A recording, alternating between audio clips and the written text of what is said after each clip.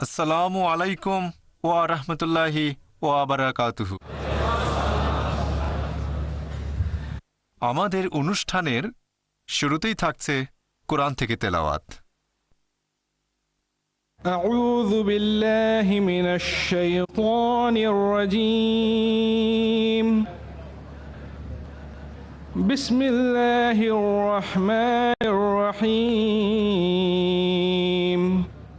يا أيها الذين آمنوا أطيعوا الله وأطيعوا الرسول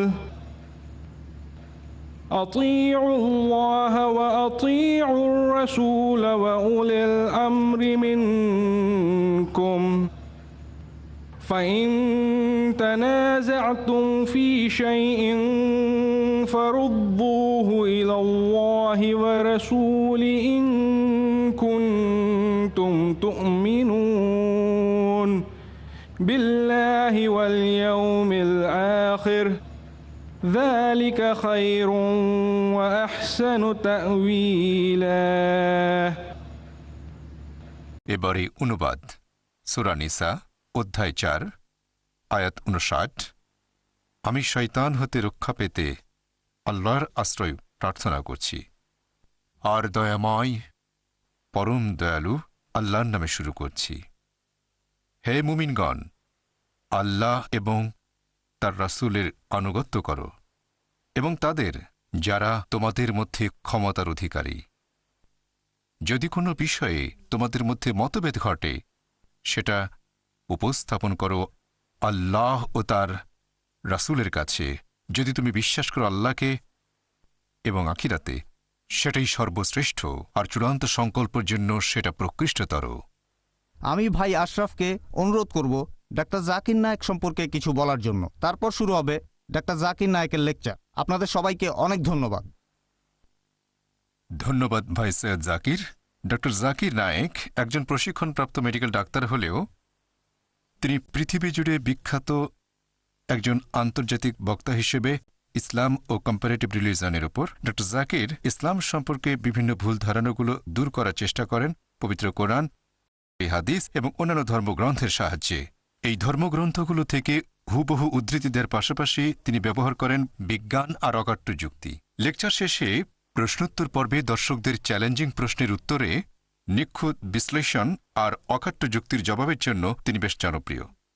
তিনি বিভিন্ন দেশে লেকচার দিয়েছেন, যেমন আমেরিকা, কানাডা, ইংল্যান্ড, সৌদি আরব, আরব আমিরাত, অস্ট্রেলিয়া, দক্ষিণ Africa, Botswana, Malaysia, Singapore, Hong Kong, Thailand, দক্ষিণ আমেরিকার গায়ানা, এরকম বিভিন্ন দেশে গিয়েছেন। আর ভারতেও তিনি অনেক লেকচার দিয়েছেন। এই কারণে শেখ আহমেদ দিদাত ইসলাম ও কম্পারেটিভ রিলিজনের উপর বিশ্ববিখ্যাত একজন বক্তা। তিনি জাকির নায়েককে টাইটেল দিয়েছিলেন দিদাত প্লাস। ডক্টর জাকির নায়েককে বিভিন্ন আন্তর্জাতিক টিভি চ্যানেলে নিয়মিতভাবে দেখা যায় পুরো পৃথিবী জুড়ে ১৫০টিরও বেশি দেশে। তার ১০০রও বেশি লেকচার, বিতর্ক, আলোচনা এবং সিম্পোজিয়াম ডিভিডি আকারে বাজারে পাওয়া যায়। তিনি ইসলাম ও কম্পারেটিভ রিলিজিয়নের উপর বেশ কয়েকটা বই লিখেছেন। তাহলে দর্শক শ্রোতা, ডক্টর জাকির নায়েক আমাদের উদ্দেশ্যে এখন লেকচার দেবেন, যার টপিক শরিয়া, বারবারিক আর পারফেক্ট। তার আগে অনুরোধ করব তিনি কোরআনের একটা কপি উপহার দেবেন, সেই সাথে তার অনুবাদ। এটা দেবেন ভাই ডক্টর সাফিনকে।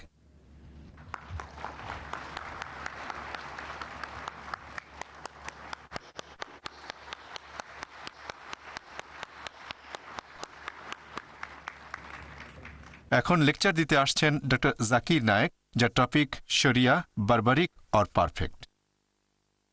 আলহামদুলিল্লাহ ওয়াসসালাতু ওয়াসসালাম আলা রাসূলিল্লাহ ওয়া আলা আলিহি ওয়া সাহবিহি আজমাইন, আম্মা বাদ। আউযু বিল্লাহি মিনাশ শাইতানির রাজীম, বিসমিল্লাহির রহমানির রহিম। ইয়া আইয়ুহাল্লাযীনা আমানু উদখুলু ফিস-সিলমি কাফা ইন্নাদ-দীনা ইনদাল্লাহিল ইসলাম। রব্বি ইশরাহ লি সাদরি ওয়া ইয়াসসির লি আমরি ওয়াহলুল উকদাতাম মিন লিসানি ইয়াফকাহু কাওলি। ডায়াসে উপস্থিত অতিথিবৃন্দ, শ্রদ্ধেয় গুরুজনেরা এবং আমার প্রিয় ভাই বোনেরা, আপনাদের সবাইকে স্বাগত জানাই ইসলামিক সম্ভাষণে। আসসালামু আলাইকুম ওয়া রাহমাতুল্লাহি ওয়া বারাকাতুহু। আল্লাহ সুবহানাহু ওয়া তাআলার দয়া, শান্তি এবং রহমত আপনাদের সবার উপরে বর্ষিত হোক। আজকে আমাদের আলোচনার টপিক হচ্ছে শরিয়া বারবারিক অর পারফেক্ট। শরিয়া হচ্ছে ইসলামিক বিভিন্ন আইন নিয়ে পরিপূর্ণ একটা নিয়ম, যেখানে একজন মুসলিমের বিভিন্ন অধিকার আর দায়িত্বের কথা বলা হয়েছে। এটা দিয়ে মানুষের জীবন পরিচালিত হয়। এই নিয়মগুলো পুরোপুরি সমন্বিত, আর এখানে খুঁটিনাটি ব্যাপারগুলো নিয়ে বলা হয়েছে, যেমন খাওয়া দাওয়া, পান করা, পোশাক পরা, এছাড়া বিভিন্ন জটিল আইনও এখানে আছে। এখন এই শরিয়া এর শাব্দিক মানে অনুসরণ করার জন্য পরিষ্কার পথ। ইসলামিক শরিয়া এটা এসেছে মোট 4টা উৎস থেকে। প্রথম উৎস হচ্ছে পবিত্র কোরআন। কোরআন হচ্ছে সর্বশেষ ও চূড়ান্ত আসমানি কিতাব, আল্লাহ সুবহানাহু ওয়া তাআলার প্রেরণ করা ওহী। এটা নাজিল হয়েছিল সর্বশেষ ও চূড়ান্ত নবী মুহাম্মদ সাল্লাল্লাহু আলাইহি সাল্লামের উপর। পবিত্র কোরআন হচ্ছে আল্লাহ তাআলার বাণী, আল্লাহ সুবহানাহু ওয়া তাআলার ওহী। এছাড়াও পবিত্র কোরআনকে বলা হয় ফুরকান, যে মাপকাঠি দিয়ে সত্যকে মিথ্যা থেকে আলাদা করা হয়। পবিত্র কোরআন মানুষের জন্য আল্লাহ সুবহানাহু ওয়া তাআলা নাজিল করেছেন মুহাম্মদ সাল্লাল্লাহু আলাইহি সাল্লামের উপর ফেরেশতা জিবরাইলের মাধ্যমে 1400 বছর আগে, আর নাজিল হয়েছে আনুমানিক 23 বছর ধরে। পবিত্র কোরআনে রয়েছে মোট 114টা সূরা বা অধ্যায়, আর এখানে আছে 6000-এরও বেশি আয়াত, 6000-এরও বেশি। আর পবিত্র কোরআন নাজিল হয়েছে আরবি ভাষায়। তবে অনেক বিশেষজ্ঞ ওনারা এই পবিত্র কোরআন মানে আল্লাহ সুবহানাহু ওয়া তাআলার এই বাণীকে পৃথিবীর বেশিরভাগ প্রধান ভাষাতেই অনুবাদ করেছেন। এই কোরআন আল্লাহ সুবহানাহু ওয়া তাআলার এই বাণী, এটা হচ্ছে ইসলামিক শরিয়ার সর্বোচ্চ আর সর্বপ্রথম উৎস। শরিয়ার দ্বিতীয় উৎস হচ্ছে সুন্নাহ। সুন্নাহ মানে আমাদের নবীর পথ, অথবা আমাদের নবী যে কাজগুলো করেছেন, আর এগুলো আছে সহিহ হাদিসে, আমাদের নবীর বিভিন্ন কাজ এবং কথা। এই সুন্নাহ বা সহিহ হাদিস হচ্ছে পবিত্র কোরআনের সহায়ক গ্রন্থ। এগুলো কোরআনের ব্যাখ্যা হিসেবে কাজ করে। এখানে কোরআনের বিভিন্ন আয়াতের ব্যাখ্যা দেওয়া থাকে, আর এই সুন্নতের মধ্যে আমাদের নবী মুহাম্মদ সাল্লাল্লাহু আলাইহি ওয়াসাল্লামের নির্দেশগুলো সবার প্রথমে আসবে, তারপর আসবে নবীর কাজগুলো। আবার অনেক সময় নবীর বিভিন্ন নির্দেশগুলো ভালোভাবে বোঝার জন্য দেখার প্রয়োজন হতে পারে সাহাবীগণ তখন কি করেছিলেন। আল্লাহ পবিত্র কোরআনে বলেছেন, অনেক জায়গায় আছে, যেমন সূরা নিসা অধ্যায় 4 আয়াত 59, আল্লাহ বলেছেন আতিউল্লাহ ও আতিউর রাসূল। আল্লাহ এবং তার রাসূলকে মান্য করো। রাসূলকে মান্য করো মানে সুন্নতগুলো মেনে চলো, আমাদের নবী যেগুলো বলেছেন আর করেছেন। আর আমাদের নবী বলেছেন যে প্রথমে পবিত্র কোরআন দেখো, তারপর আমার উদাহরণ দেখো, আমার কথাগুলো, আর তারপর যদি বিস্তারিত জানতে চাও তাহলে আমার প্রজন্মকে দেখো, তার পরের প্রজন্ম দেখো এবং তারপরের প্রজন্ম। যদি আমাদের নবীর জীবনী সম্পর্কে আরো বিস্তারিতভাবে জানতে চান তিনি কি করেছেন, এখন আমাদের নবীর কথাগুলো সবচেয়ে ভালো বুঝেছিলেন নবীর সহচরগণ, অর্থাৎ সাহাবীগণ, যারা নবীর আমলে বেঁচে ছিলেন, আমাদের নবীকে দেখেছেন এবং ঈমানের সাথে মৃত্যুবরণ করেছেন। তাহলে আপনি যদি হাদিসগুলো ভালোভাবে বুঝতে চান, যদি কোনো মতভেদ থাকে তাহলে জীবনী দেখবেন সালেফে সালেহিনগণের, মানে 3টা প্রজন্ম। যদি আরো বিস্তারিত জানতে চান, আরো ব্যাখ্যা চান, তাহলে জীবনী দেখতে পারেন সাহাবীগণের, তার পরের প্রজন্ম এবং তার পরের প্রজন্ম। ব্যাস, তাহলে আমাদের নবীর সুন্নত অর্থাৎ সহিহ হাদিস হচ্ছে শরিয়ার দ্বিতীয় উৎস। 3 নম্বর উৎস হচ্ছে ইজমা, তার মানে মতামতের উপর একটা জরিপ অথবা মতামত নিয়ে একটা চুক্তি। সাহাবেগণের মতামত আমাদের নবীর সহচর, সালফে সালেহিনগণের মতামতের উপর ভিত্তি করে সিদ্ধান্ত নেওয়া হয়। আর পাশাপাশি হিজরি প্রথম শতাব্দীর বিভিন্ন মুসলিম বিশেষজ্ঞের মতামতকেও এখানে গুরুত্ব দেওয়া হয়। যদি কোনো প্রশ্নের উত্তর পবিত্র কোরআনে না পান, যদি পবিত্র কোরআনে কিছু পরিষ্কার বলা না থাকে, তাহলে নবীর সুন্নতের ভেতরে খোঁজেন, মানে আমাদের নবীর সহিহ হাদিস। যদি সেখানে খুঁজে না পান, তাহলে আপনি যাবেন তৃতীয় উৎসে, আর সেটা হচ্ছে ইজমা, মতামতের ভিত্তিতে সিদ্ধান্ত নেয়া। এটা তৃতীয় উৎস। আর চতুর্থ উৎস হচ্ছে কিয়াস। কিয়াস মানে সাধারণত যুক্তির মাধ্যমে কোনো ব্যাপারে একটা সিদ্ধান্ত নেয়া। যদি আপনি এ ব্যাপারে সরাসরি কিছু না পান পবিত্র কোরআনে অথবা আমাদের নবীর হাদিসে অথবা কোনো ইজমাই, তাহলে আপনি সাধারণ যুক্তি ব্যবহার করে কোনো একটা সমস্যার সমাধান করতে কোরআনের অন্যান্য আয়াতের ভিত্তিতে অথবা নবীর হাদিসের ভিত্তিতে বা ইজমার ভিত্তিতে লজিক ব্যবহার করবেন। যদি বিশেষ একটা ব্যাপারে সরাসরি কিছু বলা না থাকে, তাহলে আপনি দেখবেন পবিত্র কোরআনের অন্যান্য আয়াতগুলো, নবীর সুন্নত আর ইজমা, এভাবে যুক্তি ব্যবহার করে একটা গ্রহণযোগ্য সমাধানের চেষ্টা করবেন। তবে এটা শুধুমাত্র ইজমার পরে ব্যবহার করা যাবে। এটা ব্যবহার করা যায় একটা ইসলামিক দেশে যেখানে সঠিক ইসলামিক শরিয়া মানা হয়। প্রধানত শরিয়ার উৎস এই 4টা। 1 নম্বর আর সবচেয়ে বেশি গুরুত্বপূর্ণ হচ্ছে পবিত্র কোরআন, আল্লাহ সুবহানাহু ওয়া তাআলার বাণী। 2 নম্বর আমাদের নবীর সুন্নত অর্থাৎ সহিহ হাদিস। 3 নম্বর হচ্ছে ইজমা, আর 4 নম্বর হলো কিয়াস। ইসলামিক শরিয়া হলো একটা পরিপূর্ণ আচরণবিধি। এটা মানুষকে দেয় একটা পরিপূর্ণ জীবন ব্যবস্থা, আমরা কিভাবে জীবন কাটাবো। তবে দুর্ভাগ্যজনকভাবে আমরা দেখি যে মিডিয়া, পাশাপাশি ইসলামের অনেক সমালোচক বলে যে ইসলামিক শরিয়া আসলে বর্বরচিত। আর শরিয়ার বিরুদ্ধে তাদের যে অভিযোগ, তার মধ্যে আপনারা দেখবেন বেশিরভাগই 2টো বিষয়কে কেন্দ্র করে। একটা হচ্ছে ইসলামে বিভিন্ন শাস্তি, হয়তো তারা পোস্টার লিখে নয়তো বইয়ের প্রচ্ছদ বানাবে, একজন লোককে হয়তো খালি গায়ে করে চাবুক মারা হচ্ছে। আর দ্বিতীয় বিষয়টা হচ্ছে ইসলামে নারী, তাদের নাকি ছোট করা হয়, তারা দেখায় হিজাবের মধ্যে একজন মহিলা।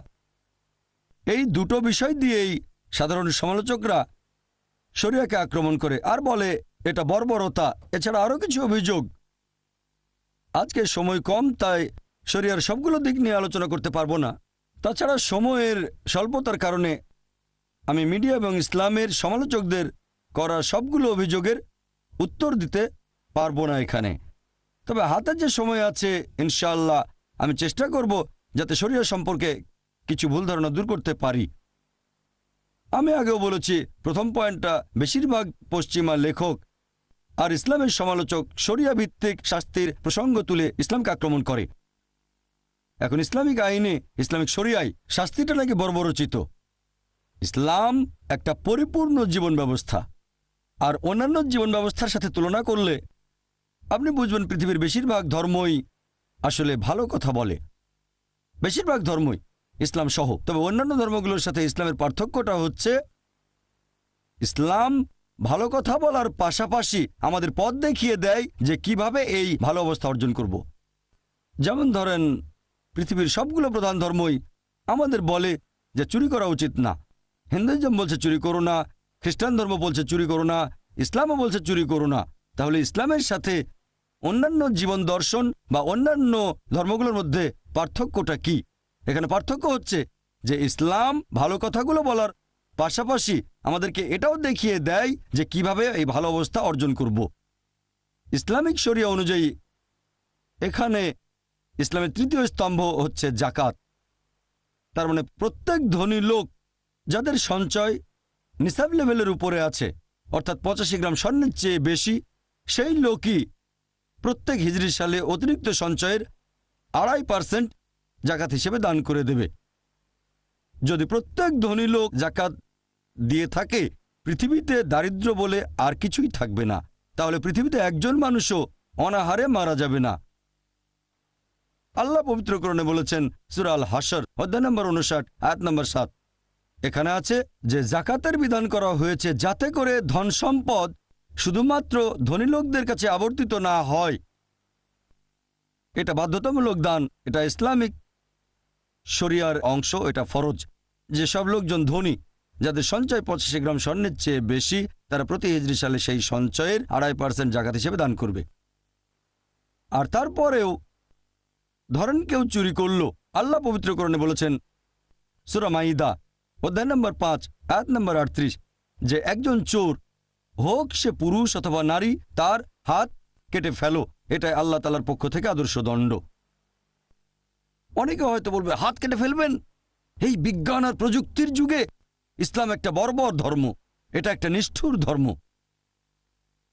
আর অনেকে এরকম ভাবে যে যদি সৌদি আরবে যায় সেখানে আইনটা এরকম। অনেকেই মনে করে যে হয়তো সেখানে অর্ধেক মানুষেরই হাত কাটা পড়েছে। অনেকেই মনে করে যে সৌদি আরবে যেহেতু এই আইন আছে তাই প্রতি দুজনের মধ্যে একজনের হাত কাটা পড়বে। বিশ্বাস করেন, আমি এ পর্যন্ত কয়েকবার সৌদি আরবে গেছি, আমি অনেকবার গেছি, এখন পর্যন্ত একটা মানুষ আমার চোখে পড়েনি যার হাত কেটে ফেলা হয়েছে। হতে পারে কিছু লোকের হাত কাটা হয়েছে, আমি একজনও দেখিনি। আইনটা এতই কড়া যে মানুষ অন্তত 10 বার চিন্তা করবে চুরি করব কি করব না।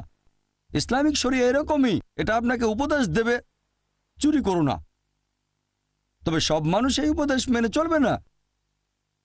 যারা আল্লাহকে বিশ্বাস করে তারা মানবে, কিন্তু সবাই মেনে চলবে না। এখন এই সমস্যার সমাধানটা কি হবে? এটার সমাধান হচ্ছে, যদি তারা আল্লাহ সুবহানাহু ওয়া তাআলার নির্দেশগুলো না মানে অবশ্যই শাস্তি পেতে হবে। আর বর্তমানে আমেরিকাকে পৃথিবীর সবচেয়ে উন্নত দেশগুলোর একটা বলা যেতে পারে। আপনারা কি জানেন চুরি ডাকাতির দিক থেকেও আমেরিকা পৃথিবীর মধ্যে একেবারে প্রথম সারিতেই আছে? আপনাদের একটা প্রশ্ন করি, যদি আমেরিকায় ইসলামিক শরিয়া প্রয়োগ করা হয় ইউএসএতে, যে প্রত্যেক ধনী লোক যাদের সঞ্চয় 85 গ্রাম স্বর্ণের চেয়ে বেশি, তারা প্রতি হিজরি বছরে সেই সঞ্চয়ের 2.5% জাকাত দেবে। আর তারপরেও যদি কেউ চুরি করে তাহলে শাস্তি হিসেবে তার হাত কেটে ফেলতে হবে। এখন আপনাদের একটা প্রশ্ন করি, আমেরিকায় বর্তমানে চুরি ডাকাতির যে হার সেটা বেড়ে যাবে নাকি একই রকম থাকবে নাকি কমে যাবে? অবশ্যই কমে যাবে। এটা একটা প্র্যাকটিক্যাল আইন। আপনি শরিয়া প্রয়োগ করেন, অবশ্যই ফলাফল পাবেন। সেজন্য আমি বলছি যে ইসলামিক শরিয়া একেবারে নিখুঁত। আইন প্রয়োগ করব ফলাফলের জন্য, শুধুমাত্র বইয়ে লেখার জন্য না। মানুষ এখানে তর্ক করে আর ভাবে যদি এই আইন প্রয়োগ করেন, দেখছেন কত মানুষ চুরি ডাকাতি করছে, আমেরিকায় হাজার হাজার মানুষ চুরি ডাকাতি করে, তাহলে কি আপনি হাজার হাজার মানুষেরই হাত কাটবেন? শরিয়া প্রয়োগ করলে বদলাবে না মাত্র কয়েকজন, আর বাকি সবাই আল্লাহ চাইলে কখনো চুরি করবে না।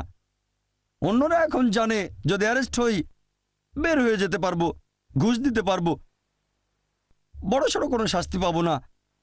তবে যদি শাস্তিটা কঠিন হয় তাহলে চুরি করার আগে 10 বার অন্তত চিন্তা করবে, তখন চুরির ইচ্ছাটাও কমে যাবে। আর মানুষজন এটা বুঝতে পারে না যে ইসলামিক শরিয়া পরিপূর্ণ, এটা নিখুঁত। তার মানে এই না যদি কোনো গরিব লোক রুটি চুরি করে কারণ তার ক্ষুধা লেগেছে এজন্য হাত কাটতে হবে না। যদি গরিব লোক চুরি করে কিছু খাওয়ার জন্য, এটা আসলে সরকারের, ইসলামিক কর্তৃপক্ষের দায়িত্ব সবাইকে খাবার দেয়া। সে কেন খাবার জন্য চুরি করবে?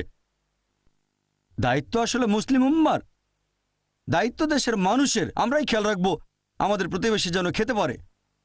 বুঝতে পারছেন, এই শাস্তির ক্ষেত্রেও বেশ কিছু নিয়ম আছে। যদি অনেক টাকা চুরি করেন ইত্যাদি ইত্যাদি, তখন শাস্তি হবে এরকম। আর ইসলামিক একটা দেশে কোনো লোকের খাবার চুরি করার প্রশ্নই আসবে না। সেজন্যই আপনারা দেখবেন পৃথিবীর মধ্যে সৌদি আরবে সবচেয়ে চুরি ডাকাতির পরিমাণ কম। এটা প্র্যাকটিক্যাল আইন, প্রয়োগ করলে ফলাফল পাবেন। আমি এখানে শাস্তির একটা উদাহরণ দিলাম আর যুক্তি যে কেন শাস্তিটা এরকম। মানুষজন ভয় পায় যে হাত কেটে ফেলা হবে যখনই শরিয়া প্রয়োগ করবে।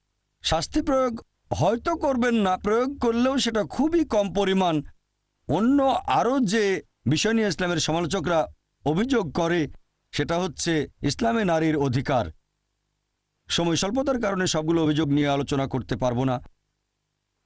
সংক্ষেপে বললে এই সমালোচকরা বলে ইসলাম ধর্মে মহিলাদের অবস্থান অনেক নিচে, তাদের কোনো অধিকার নেই, তারা পুরুষের সমান নয়। ইসলাম ধর্মে পুরুষ এবং নারী আসলে সমান, তবে সাম্যতা মানে কিন্তু অভিন্নতা নয়। তারা সমান তবে একই রকম নয়। আমাদের স্রষ্টা আল্লাহ সুবহানাহু ওয়া তাআলা পুরুষ এবং নারীকে সৃষ্টি করেছেন জৈবিকভাবে আলাদা, দেহের গঠনে আলাদা, মানসিকভাবে আলাদা। আর তাদের এই মানসিক গঠন, জৈবিক গঠন আর দেহের গঠনের ভিত্তিতে আল্লাহ সুবহানাহু ওয়া তাআলা পুরুষ এবং নারীর দায়িত্ব কর্তব্য আলাদা করে দিয়েছেন। দেখবেন যে অনেকগুলো ক্ষেত্রেই পুরুষ এবং মহিলা তারা সমান। কিছু কিছু ব্যাপারে মহিলারা কিছুটা এগিয়ে আছে, আবার কিছু ব্যাপারে পুরুষরা কিছুটা এগিয়ে আছে, তবে সব মিলিয়ে তারা সমান। আপনাদের একটা উদাহরণ দেই। ধরেন কোন একটা পরীক্ষায় দুজন ছাত্র, ছাত্র এ আর ছাত্র বি, দুজনেই 100তে 80 পেল, দুজনেই প্রথম হলো। যদি আপনি পরীক্ষার খাতাটা দেখেন, ধরেন সেখানে 10টা প্রশ্ন আছে, প্রত্যেক প্রশ্নে 10 নম্বর। সেখানে 1 নম্বর প্রশ্নের উত্তরে ছাত্র এ পেয়েছে 10-এর মধ্যে 9, আর ছাত্র বি পেয়েছে 10-এর মধ্যে 7। তাহলে 1 নম্বর প্রশ্নের উত্তরে ছাত্র এ কিছুটা এগিয়ে ছাত্র বির চেয়ে, আর 2 নম্বর প্রশ্নের উত্তরে ছাত্র বি পেয়েছে 9, ছাত্র এ পেল 10-এর মধ্যে 7। তাহলে 2 নম্বর প্রশ্নের উত্তরে ছাত্র বি কিছুটা এগিয়ে আছে ছাত্র এর চেয়ে। এরপর বাকি 8টা প্রশ্নের উত্তরে দুজনেই পেয়েছে 10-8। যোগ করলে দেখবেন দুজনেই পেয়েছে 100তে 80, সব মিলিয়ে তারা সমান। তবে 1 নম্বর প্রশ্নের উত্তরে ছাত্র এ কিছুটা এগিয়ে আছে, আর 2 নম্বর প্রশ্নের উত্তরে বি কিছুটা এগিয়ে আছে। একইভাবে ইসলাম ধর্মে পুরুষ এবং নারী সব মিলিয়ে সমান। কিছু কিছু ব্যাপারে মহিলারা খানিকটা এগিয়ে আছে, আবার কিছু ব্যাপারে পুরুষরা খানিকটা এগিয়ে। আরও যে বিষয় নিয়ে ইসলামের সমালোচকরা অভিযোগ করে সেটা হচ্ছে ইসলামে নারীর অধিকার। সময় স্বল্পতার কারণে সবগুলো অভিযোগ নিয়ে আলোচনা করতে পারবো না। সংক্ষেপে বললে এই সমালোচকরা বলে ইসলাম ধর্মে মহিলাদের অবস্থান অনেক নিচে, তাদের কোনো অধিকার নেই, তারা পুরুষের সমান নয়। ইসলাম ধর্মে পুরুষ এবং নারী আসলে সমান, তবে সাম্যতা মানে কিন্তু অভিন্নতা নয়। তারা সমান তবে একই রকম নয়। আমাদের স্রষ্টা আল্লাহ সুবহানাহু ওয়া তাআলা পুরুষ এবং নারীকে সৃষ্টি করেছেন জৈবিকভাবে আলাদা, দেহের গঠনে আলাদা, মানসিকভাবে আলাদা। আর তাদের এই মানসিক গঠন, জৈবিক গঠন আর দেহের গঠনের ভিত্তিতে আল্লাহ সুবহানাহু ওয়া তাআলা পুরুষ এবং নারীর দায়িত্ব কর্তব্য আলাদা করে দিয়েছেন। দেখবেন যে অনেকগুলো ক্ষেত্রেই পুরুষ এবং মহিলা তারা সমান। কিছু কিছু ব্যাপারে মহিলারা কিছুটা এগিয়ে আছে, আবার কিছু ব্যাপারে পুরুষরা কিছুটা এগিয়ে আছে, তবে সব মিলিয়ে তারা সমান। আপনাদের একটা উদাহরণ দেই। ধরেন কোন একটা পরীক্ষায় দুজন ছাত্র, ছাত্র এ আর ছাত্র বি, দুজনেই 100তে 80 পেল, দুজনেই প্রথম হলো। যদি আপনি পরীক্ষার খাতাটা দেখেন, ধরেন সেখানে 10টা প্রশ্ন আছে, প্রত্যেক প্রশ্নে 10 নম্বর। সেখানে 1 নম্বর প্রশ্নের উত্তরে ছাত্র এ পেয়েছে 10-এর মধ্যে 9, আর ছাত্র বি পেয়েছে 10-এর মধ্যে 7। তাহলে 1 নম্বর প্রশ্নের উত্তরে ছাত্র এ কিছুটা এগিয়ে ছাত্র বির চেয়ে, আর 2 নম্বর প্রশ্নের উত্তরে ছাত্র বি পেয়েছে 9, ছাত্র এ পেল 10-এর মধ্যে 7। তাহলে 2 নম্বর প্রশ্নের উত্তরে ছাত্র বি কিছুটা এগিয়ে আছে ছাত্র এর চেয়ে। এরপর বাকি 8টা প্রশ্নের উত্তরে দুজনেই পেয়েছে 10-8। যোগ করলে দেখবেন দুজনেই পেয়েছে 100তে 80, সব মিলিয়ে তারা সমান। তবে 1 নম্বর প্রশ্নের উত্তরে ছাত্র এ কিছুটা এগিয়ে আছে, আর 2 নম্বর প্রশ্নের উত্তরে বি কিছুটা এগিয়ে আছে। একইভাবে ইসলাম ধর্মে পুরুষ এবং নারী সব মিলিয়ে সমান। কিছু কিছু ব্যাপারে মহিলারা খানিকটা এগিয়ে আছে, আবার কিছু ব্যাপারে পুরুষরা খানিকটা এগিয়ে। যেমন ধরেন এটা আছে সহিহ বুখারীতে, খণ্ড নম্বর 8, বুক অফ আদাব, অধ্যায় নম্বর 2, হাদিস নম্বর 2। একবার এক লোক নবীর কাছে এসে জিজ্ঞেস করলো যে এই পৃথিবীতে কাকে সবচেয়ে বেশি ভালোবাসা সাহচর্য দেব? নবী বললেন তোমার মাকে। লোকটা জিজ্ঞেস করলো এরপর কাকে দেব? নবী আবার বললেন তোমার মাকে। লোকটা আবার জিজ্ঞেস করলো এরপর কাকে দেব? নবী আবারও উত্তরে বললেন তোমার মাকে। লোকটা জিজ্ঞেস করলো এরপর কাকে দেব? নবী তখন উত্তরে বললেন তোমার বাবাকে। তার মানে ভালোবাসা আর সাহচর্যের 4 ভাগের 3 ভাগ সন্তানের ভালোবাসা সেটা পাচ্ছেন মা, আর বাবা তিনি পাচ্ছেন 4 ভাগের 1 ভাগ। এক কথায় মা পাচ্ছেন গোল্ড মেডেল, পাচ্ছেন সিলভার মেডেল, এছাড়াও পাচ্ছেন ব্রোঞ্জ মেডেল, আর বাবাকে শুধু সান্ত্বনা পুরস্কার নিয়ে সন্তুষ্ট থাকতে হচ্ছে। তাহলে ভালোবাসা আর সাহচর্যের ব্যাপারে দেখবেন মহিলারা এখানে এগিয়ে আছে। কেন?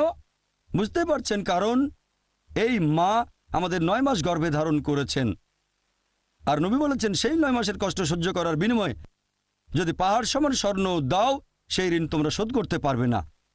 তাহলে সেই কারণেই সন্তানের ভালোবাসা আর সাহচর্যের কথা বললে মা অনেক বেশি এগিয়ে আছেন। আপনাদের আরেকটা উদাহরণ দেই।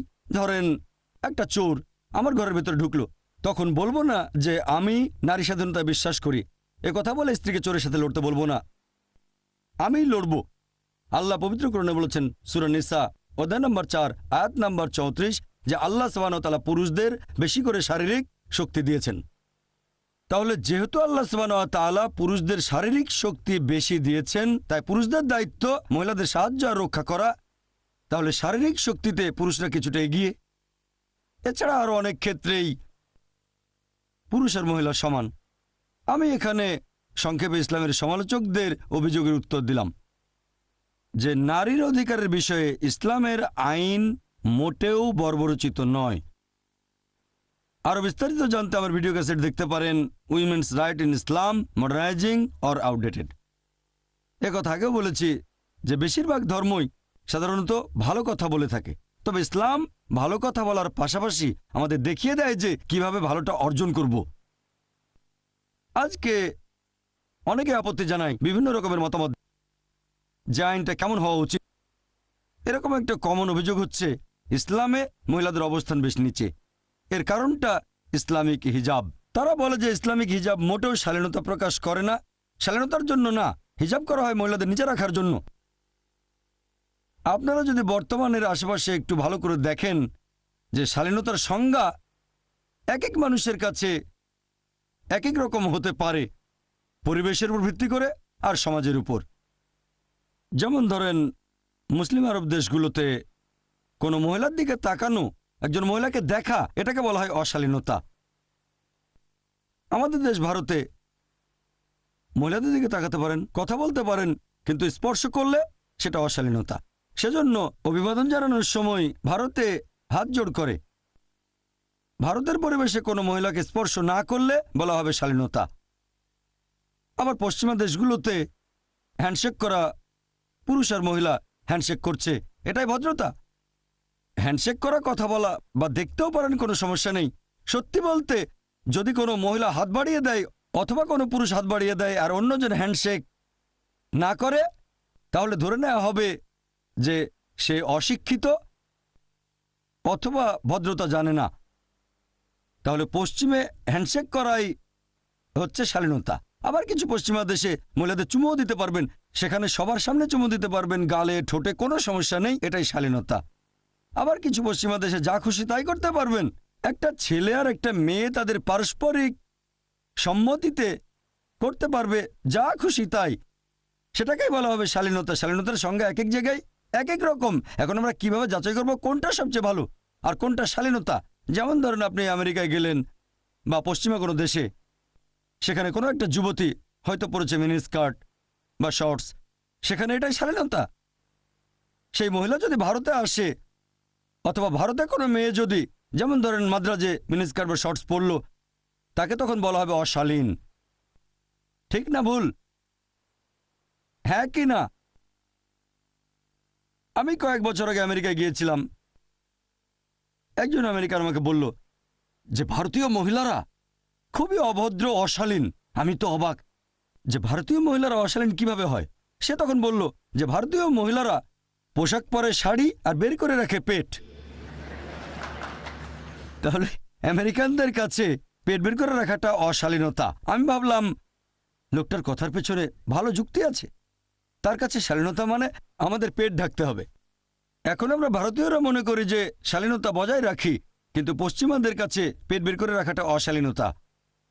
তাহলে কে ঠিক করবে যে কোনটা শালীনতা কোনটা অশালীনতা? সবচেয়ে ভালো যিনি বলতে পারবেন তিনি আমাদের স্রষ্টা আল্লাহ সুবহানাহু ওয়া তাআলা, সর্বশক্তিমান ঈশ্বর। আসুন এবার দেখি যে ইসলামিক শরিয়াতে কি বলা হয়েছে, কোরআন এবং হাদিস শালীনতা সম্পর্কে কি বলছে। আর অনেকে অভিযোগ করে যে ইসলাম হিজাবের মাধ্যমে মহিলাদের নিচু করে রাখে। তাদের উদ্দেশ্যে বলবো, আপনারা যদি ইতিহাস দেখেন, ব্যাবিলনের সভ্যতার সময় তারা মহিলাদের সাথে খুব খারাপ ব্যবহার করত। একজন লোক কাউকে খুন করলে সেই লোককে শাস্তি না দিয়ে তার স্ত্রীকে মৃত্যুদণ্ড দেওয়া হতো। আর গ্রিক সভ্যতায় তাদের পৌরাণিক কাহিনীতে একটা কাল্পনিক মহিলা চরিত্র প্যান্ডোরা, যে পৃথিবীর সব দুর্ভোগ আর দুর্দশার কারণ। প্রথম দিকে তারা পবিত্রতা বিশ্বাস করত, কিন্তু পরবর্তীতে খ্যাতিলোভের কারণে পতিতাবৃত্তি বেড়ে গিয়েছিল। তারপর রোমান সভ্যতায় নগ্নতা ছিল কমন, পতিতাবৃত্তি অবাধ যৌনাচার ছিল কমন। মিশরীয় সভ্যতা দেখেন, সেখানে মহিলাদের বলা হতো শয়তানের চিহ্ন। আর পবিত্র কোরআন নাজিল হওয়ার আগে আরব সভ্যতায় যদি কোনো কন্যা সন্তান জন্মাতো তাকে মেরে ফেলা হতো, জীবন্ত কবর দেওয়া হতো। ইসলাম হলো প্রথম ধর্ম, আর মুহাম্মদ সাল্লাল্লাহু আলাইহি সাল্লাম প্রধান উদ্যোক্তা, যিনি মহিলাদের উপরে তুলেছেন। আর ইসলাম ধর্ম মহিলাদের অধিকার দেওয়ার পরে তাদের এই পথটাও দেখিয়ে দিচ্ছে যে কিভাবে স্বাধীনতা বজায় রাখতে হবে, কিভাবে অধিকার বজায় রাখতে হবে, অবস্থান বজায় রাখতে হবে। আর এই কারণে হিজাবের ব্যবস্থা করা হয়েছে। মানুষ সাধারণত মহিলাদের হিজাবের কথা বলে, তবে আল্লাহ সুবহানাহু ওয়া তাআলা তার আসমানি কিতাব পবিত্র কোরআনে প্রথমে বলেছেন পুরুষদের হিজাবের কথা, তারপর মহিলাদের হিজাব।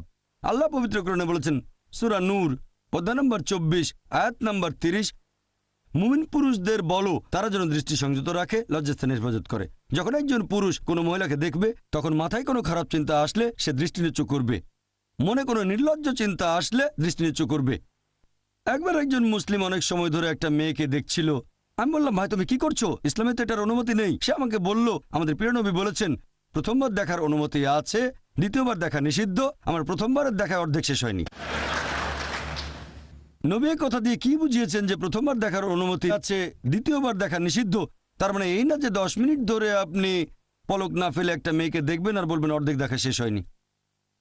এর মানে যদি অনিচ্ছাকৃতভাবে কোনো মহিলাকে আপনি দেখে ফেলেন, ইচ্ছাকৃতভাবে তাকে আরেকবার দেখবেন না, সৌন্দর্য উপভোগ করবেন না। পরের আয়াতটা বলছে মহিলাদের হিজাবের কথা। আল্লাহ পবিত্র কোরআনে বলেছেন সূরা নূর অধ্যায় নম্বর 24 আয়াত নম্বর 31, মুমিন নারীদেরকে বলো যেন দৃষ্টি সংযত রাখে, লজ্জাস্থানের হেফাজত করে।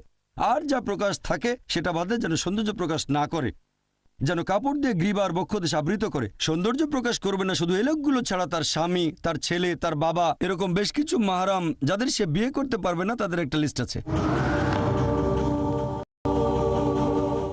এই হিজাব পালনের শর্ত আছে মোট 6টা। এগুলো বলা আছে পবিত্র কোরআন এবং সহিহ হাদিসে। প্রথমটা হচ্ছে হিজাবের সীমা, পুরুষদের জন্য নাভি থেকে হাঁটু পর্যন্ত, মহিলাদের ক্ষেত্রে পুরো শরীর ঢাকা থাকবে, শুধু যে অংশটা দেখা যেতে পারে সেটা মুখমণ্ডল আর কবজি পর্যন্ত হাত। তবে অনেক বিশেষজ্ঞ বলেন এগুলো ঢেকে রাখতে হবে। হিজাবের বাকি 5টা শর্ত পুরুষ এবং মহিলাদের একই। 2 নম্বর, তারা যে পোশাকটা পরবে সেটা হবে ঢিলেঢালা, শরীরের গঠন বোঝা যাবে না। 3 নম্বর, এমন স্বচ্ছ হবে না যাতে ভেতর থেকে দেখা যায়। 4 নম্বর, পোশাক এমন আকর্ষণীয় হবে না যাতে বিপরীত লিঙ্গ আকৃষ্ট হয়। 5 নম্বর, পোশাকটা বিপরীত লিঙ্গের পোশাকের মতো হবে না। আর 6 নম্বর, পোশাকের মধ্যে অবিশ্বাসীদের কোনো চিহ্ন থাকতে পারবে না। এই হলো হিজাব পালনের 6টা শর্ত।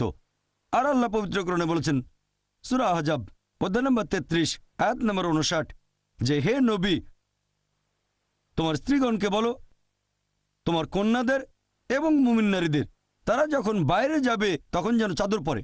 এতে করে তাদের সহজেই চেনা যাবে আর এতে করে তাদের উত্ত্যক্ত করা হবে না।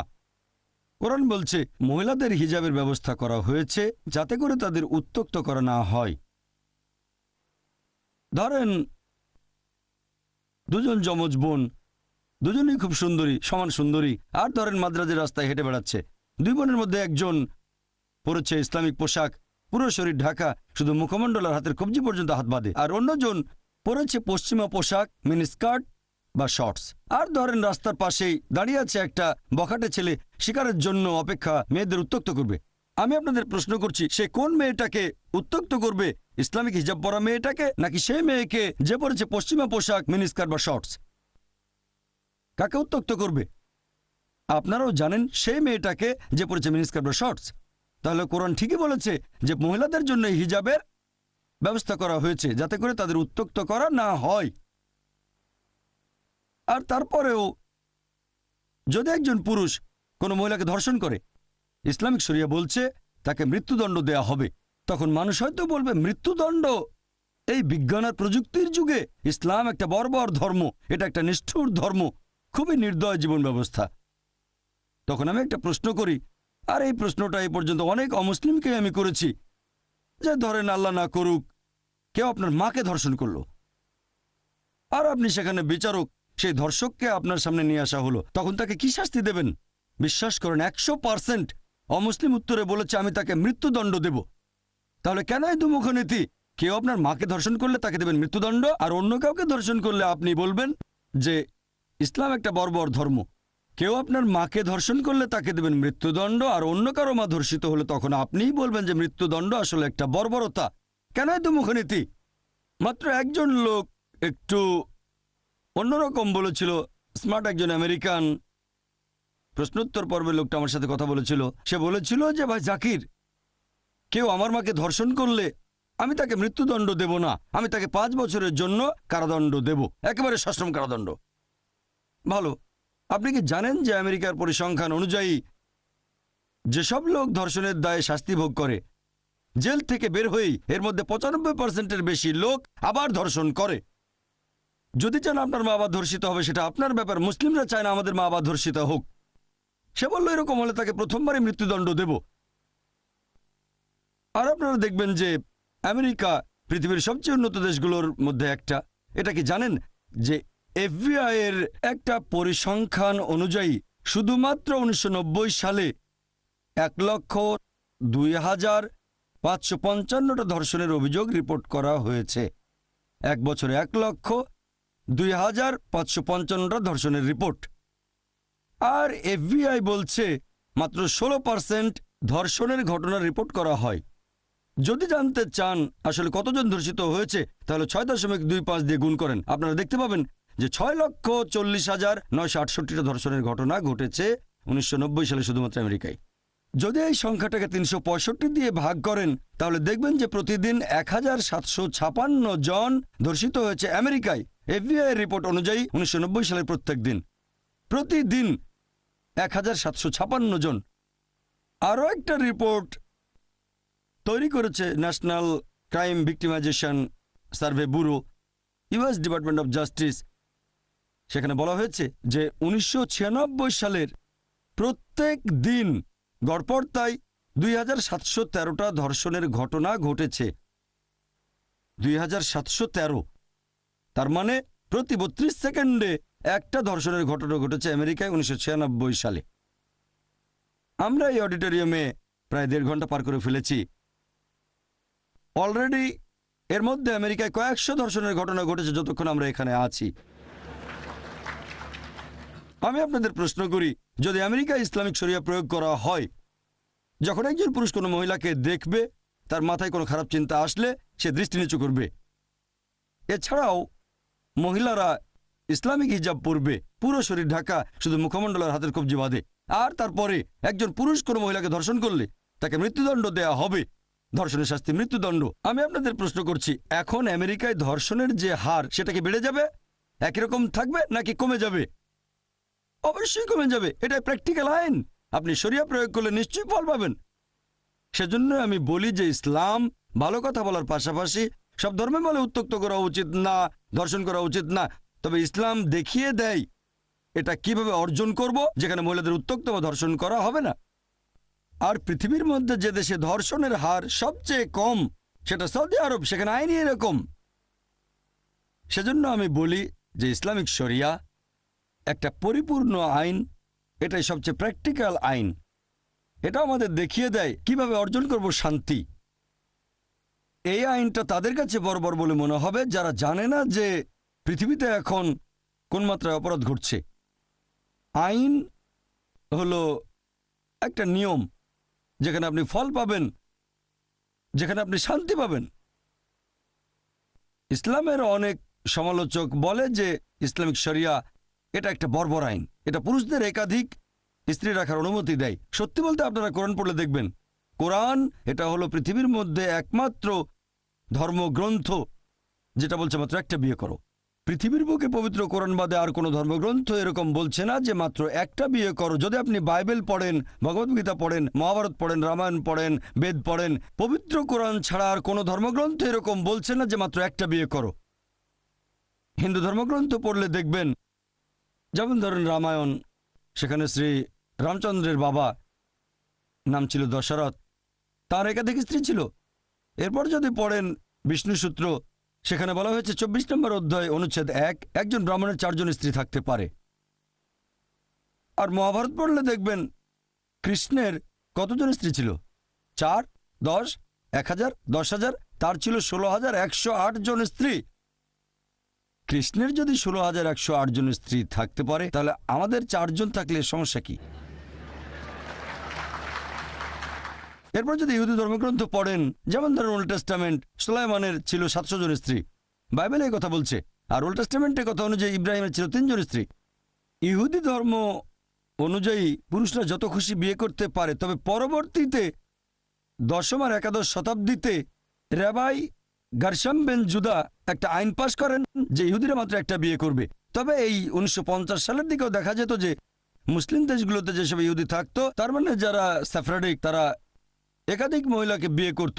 এরপর দেখেন খ্রিস্টান ধর্মগ্রন্থ বাইবেলে কোথাও বলা হয়নি মাত্র একটা বিয়ে করো। খ্রিস্টান পুরুষরা যত খুশি বিয়ে করতে পারে, তবে পরবর্তীতে চার্চ এ ব্যাপারে নিয়ম করে দেয় যে খ্রিস্টানরা মাত্র একটা বিয়ে করবে। এমনকি ভারতেও কোনো হিন্দু ধর্মগ্রন্থ বলছে না যে মাত্র একটা বিয়ে করো। পরবর্তীতে ভারত সরকারের আইন, ইন্ডিয়ান পেনাল কোড একটা আইন পাশ করে 1954 সালে, Hindu marriage special act. Hindu marriage special act বলছে যে মাত্র একটা বিয়ে করবে হিন্দুরা। হিন্দু ধর্মগ্রন্থ পুরুষদের অনুমতি দিয়েছে যত খুশি বিয়ে করতে পারবে। খ্রিস্টান আর ইহুদি ধর্ম বলছে যত খুশি বিয়ে করতে পারেন, 4টা, 10টা, 100, 1000, 10,000, যত খুশি বিয়ে করতে পারেন। একবার একটা রিপোর্ট প্রকাশ করা হয়েছিল, সেখানে বলা হয়েছিল ইসলাম ধর্মে মহিলাদের অবস্থান। 1975 সালে প্রকাশিত সেই রিপোর্টের 66 ও 67 নম্বর পৃষ্ঠা বলা হয়েছে যে 10 বছর সময়ের মধ্যে 1951 থেকে 1961 সাল পর্যন্ত ভারতের মুসলিমদের মধ্যে 4.31% পুরুষ একাধিক বিয়ে করেছে, মানে তাদের একাধিক স্ত্রী আছে। আর হিন্দুদের মধ্যে এই পার্সেন্টেজ ছিল 5.06। তাহলে পরিসংখ্যান অনুযায়ী হিন্দুদের মধ্যে বহুবিবাহের হার মুসলিমদের তুলনায় বেশি। আসুন এবার দেখি পবিত্র কোরআন কি বলছে। আল্লাহ পবিত্র কোরআনে বলেছেন সূরা নিসা অধ্যায় নম্বর 4 আয়াত নম্বর 3, তোমার পছন্দের নারীকে বিয়ে করো 2, 3 বা 4 জনকে, যদি সুবিচার করতে না পারো তাহলে একজনকে বিয়ে করো। এভাবে মাত্র একটা বিয়ে করার কথা শুধু কোরআনেই বলা হয়েছে, অন্য কোনো ধর্মগ্রন্থে নয়। আপনি একাধিক বিয়ে করতে পারেন, সর্বোচ্চ 4 জন, যদি সুবিচার করতে পারেন। সুবিচার করতে না পারলে মাত্র একটা বিয়ে করেন। আর আল্লাহ কোরআনে বলেছেন সূরা নিসা অধ্যায় নম্বর 4 আয়াত নম্বর 129, স্ত্রীগণের সাথে সমান ব্যবহার করা খুব কঠিন, তবে কারো দিক থেকে পুরোপুরি মুখ ফিরিয়ে নিও না। অনেক মানুষ ভাবে ইসলামে 4টা বিয়ে করা বাধ্যতামূলক। আমার কয়েকজন বন্ধু আছে বোম্বেতে, যখন মেডিকেল কলেজে পড়তাম, এক বন্ধু আমাকে বলল মুসলিমদের 80%-এর বেশি লোকের 4 জন স্ত্রী। বললাম এটা কোথায় পেলে? আমি জানি। তখন বললাম তোমাকে চ্যালেঞ্জ করছি, ভারতে এরকম 10 জন লোক দেখাও যাদের 4 জন স্ত্রী, আমি তোমাকে 1 লক্ষ টাকা দেব। মাত্র 10 জন। এখন পর্যন্ত আমি কোনো ভারতীয় মুসলিম পুরুষকে দেখিনি যার 4 জন স্ত্রী। আমি জানি অনেক লোক আছে ভারতের বাইরে, যেমন আরব দেশগুলোতে, অনেকেরই 4 জন স্ত্রী।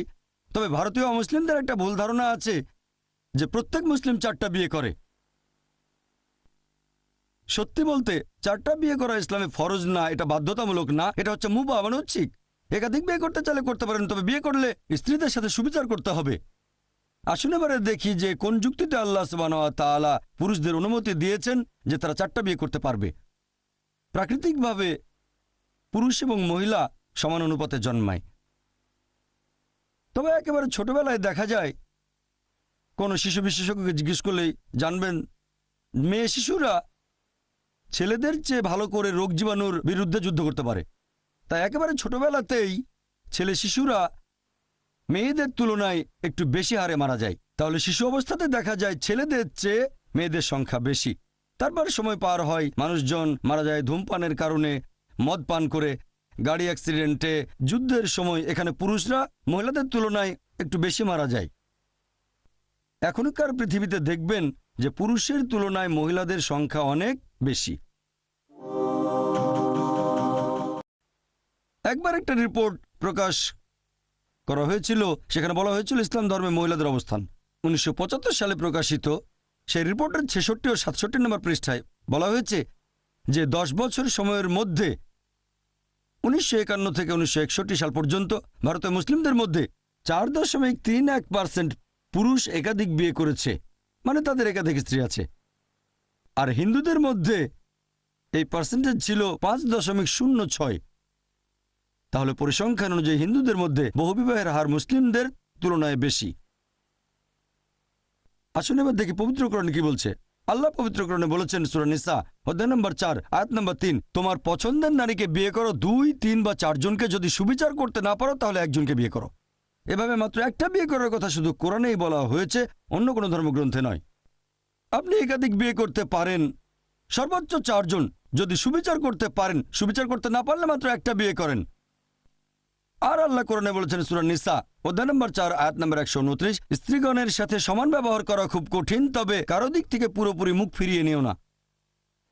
অনেক মানুষ ভাবে ইসলামে 4টা বিয়ে করা বাধ্যতামূলক। আমার কয়েকজন বন্ধু আছে বোম্বেতে, যখন মেডিকেল কলেজে পড়তাম, এক বন্ধু আমাকে বলল মুসলিমদের 80%-এর বেশি লোকের 4 জন স্ত্রী। বললাম এটা কোথায় পেলে? আমি জানি। তখন বললাম তোমাকে চ্যালেঞ্জ করছি, ভারতে এরকম 10 জন লোক দেখাও যাদের 4 জন স্ত্রী, আমি তোমাকে 1 লক্ষ টাকা দেব। মাত্র 10 জন। এখন পর্যন্ত আমি কোনো ভারতীয় মুসলিম পুরুষকে দেখিনি যার 4 জন স্ত্রী। আমি জানি অনেক লোক আছে ভারতের বাইরে, যেমন আরব দেশগুলোতে, অনেকেরই 4 জন স্ত্রী। তবে ভারতীয় মুসলিমদের একটা ভুল ধারণা আছে যে প্রত্যেক মুসলিম 4টা বিয়ে করে। সত্যি বলতে 4টা বিয়ে করা ইসলামে ফরজ না, এটা বাধ্যতামূলক না, এটা হচ্ছে মুবাহ, মানে ঐচ্ছিক। একাধিক বিয়ে করতে চাইলে করতে পারেন, তবে বিয়ে করলে স্ত্রীদের সাথে সুবিচার করতে হবে। আসুন এবারে দেখি যে কোন যুক্তিতে আল্লাহ সুবহানাহু ওয়া তাআলা পুরুষদের অনুমতি দিয়েছেন যে তারা 4টা বিয়ে করতে পারবে। প্রাকৃতিকভাবে পুরুষ এবং মহিলা সমান অনুপাতে জন্মায়, তবে একেবারে ছোটবেলায় দেখা যায়, কোনো শিশু বিশেষজ্ঞকে জিজ্ঞেস করলেই জানবেন মেয়ে শিশুরা ছেলেদের চেয়ে ভালো করে রোগ জীবাণুর বিরুদ্ধে যুদ্ধ করতে পারে। তাই একেবারে ছোটবেলাতেই ছেলে শিশুরা মেয়েদের তুলনায় একটু বেশি হারে মারা যায়। তাহলে শিশু অবস্থাতে দেখা যায় ছেলেদের চেয়ে মেয়েদের সংখ্যা বেশি। তারপর সময় পার হয়, মানুষজন মারা যায় ধূমপানের কারণে, মদ পান করে, গাড়ি অ্যাক্সিডেন্টে, যুদ্ধের সময় এখানে পুরুষরা মহিলাদের তুলনায় একটু বেশি মারা যায়। এখনকার পৃথিবীতে দেখবেন যে পুরুষের তুলনায় মহিলাদের সংখ্যা অনেক বেশি। তৃতীয় বিশ্বের কিছু দেশ অবশ্য ব্যতিক্রম, যেমন ভারত। আর যে কারণে ভারতে পুরুষের তুলনায় মহিলার সংখ্যা কম, তা হচ্ছে মেয়ে শিশু আর ভ্রূণ হত্যা। এরকম একটা পরিসংখ্যান হয়েছিল বিবিসিতে, অনুষ্ঠানের নাম অ্যাসাইনমেন্ট লেট হার ডাই। সেখানে ব্রিটিশ রিপোর্টার এমিলি বেকেনন বলেছেন যে প্রত্যেক দিন এই ভারতে 3000-এরও বেশি মহিলার গর্ভপাত ঘটানো হয় যখন জানতে পারে শিশুটা মেয়ে। তার মানে ভারতে প্রতি বছর 10 লক্ষ মহিলার গর্ভপাত ঘটানো হচ্ছে যখন জানতে পারছে যে শিশুটা মেয়ে। আর তামিলনাড়ুর সরকারি হাসপাতালের রিপোর্ট আমাদের বলছে যে 10 জন জীবিত কন্যা শিশুর মধ্যে 4 জনকে মেরে ফেলা হয়। যদি এই মেয়ে শিশু আর ভ্রূণ হত্যার অশুভ প্র্যাকটিসটা বন্ধ করেন, তাহলে এই ভারতেও মহিলাদের সংখ্যা একসময় পুরুষের চেয়ে বেশি হয়ে যাবে। বর্তমানে আপনারা দেখবেন যে শুধুমাত্র নিউ ইয়র্কে পুরুষের তুলনায় মহিলার সংখ্যা 10 লক্ষ বেশি, শুধুমাত্র আমেরিকাতে পুরুষের তুলনায় 78 লক্ষ মহিলা বেশি, শুধুমাত্র ইংল্যান্ডে পুরুষের তুলনায় 40 লক্ষ মহিলা বেশি, শুধুমাত্র জার্মানিতে 50 লক্ষ মহিলা পুরুষের তুলনায় বেশি, শুধুমাত্র রাশিয়ায় পুরুষের তুলনায় 90 লক্ষ মহিলা বেশি। আর এটা শুধু আমাদের স্রষ্টা আল্লাহ সুবহানাহু ওয়া তাআলা বলতে পারবেন যে পুরো পৃথিবীতে পুরুষের তুলনায় মহিলার সংখ্যা কত বেশি। যদি মেনেও নেই যে প্রত্যেক পুরুষের উচিত একজন মহিলাকে বিয়ে করা, আর ধরেন আমার বোন অথবা আপনার বোন সে আমেরিকায় বসবাস করে আর সবাই সেখানে বিয়ে করে ফেলেছে, প্রত্যেক পুরুষই একজন মহিলাকে বিয়ে করে ফেলেছে, তারপরে আমেরিকায় 78 লক্ষ মহিলা থেকে যাবে যারা কোনো জীবনসঙ্গী খুঁজে পাবে না। তাদের জন্য যে পথটা খোলা থাকবে, হয় এমন কোনো পুরুষকে বিয়ে করবে যার স্ত্রী আছে, নয়তো হবে জনগণের সম্পত্তি। লোকে বলতে পারে জনগণের সম্পত্তি, ডক্টর জাকির আপনি খুব কঠিন করে বলছেন। এটাই আমার জানা মতো সবচেয়ে ভদ্র ভাষা, এর চেয়ে ভালো শব্দ আমার জানা নেই। আর একজন ভদ্র মহিলা এরকম ক্ষেত্রে এমন কোনো পুরুষকেই বিয়ে করবে যার একজন স্ত্রী আছে, জনগণের সম্পত্তি সে হতে চাইবে না। আপনারা দেখবেন যে পশ্চিমা দেশগুলোতে রক্ষিতার ব্যাপারটা খুবই কমন। 2টা 10টা 20টা 30টা 40টা কোনো সমস্যা নেই, যত খুশি রক্ষিতা রাখতে পারেন। আমেরিকার পরিসংখ্যান বলছে একজন বিয়ে করার আগে গড়পড়তায় সে 8 জনের সাথে যৌন সম্পর্ক তৈরি করতে পারে। আমেরিকানরা গড়ে কেউ 2টো, কেউ 5টা, কেউ 20টা, আবার কেউ 30টা। বিয়ের আগে 8 জনের সাথে যৌন সম্পর্ক হচ্ছে, এটা তারা হজম করতে পারে, কিন্তু একাধিক মহিলাকে বিয়ে করাটা তারা হজম করতে পারে না। তুলনা করলে দেখবেন কোনো মহিলা যখন রক্ষিতা তখন সে কোনো সম্মান পায় না, কোনো অধিকার পায় না। আর একজন মহিলা যদি কারো দ্বিতীয় স্ত্রীও হয়, আলহামদুলিল্লাহ, সে তখন অধিকার পায়, উপযুক্ত সম্মান পায়, নিরাপত্তা পায়। তাহলে আপনারা বুঝতে পারছেন যে কারণে ইসলাম ধর্ম অনুমতি দিয়েছে যে কিছু পুরুষ একাধিক মহিলাকে বিয়ে করতে পারে, সেটা হলো যাতে মহিলাদের শালীনতা বজায় থাকে, তাদের অসম্মান করার জন্য না।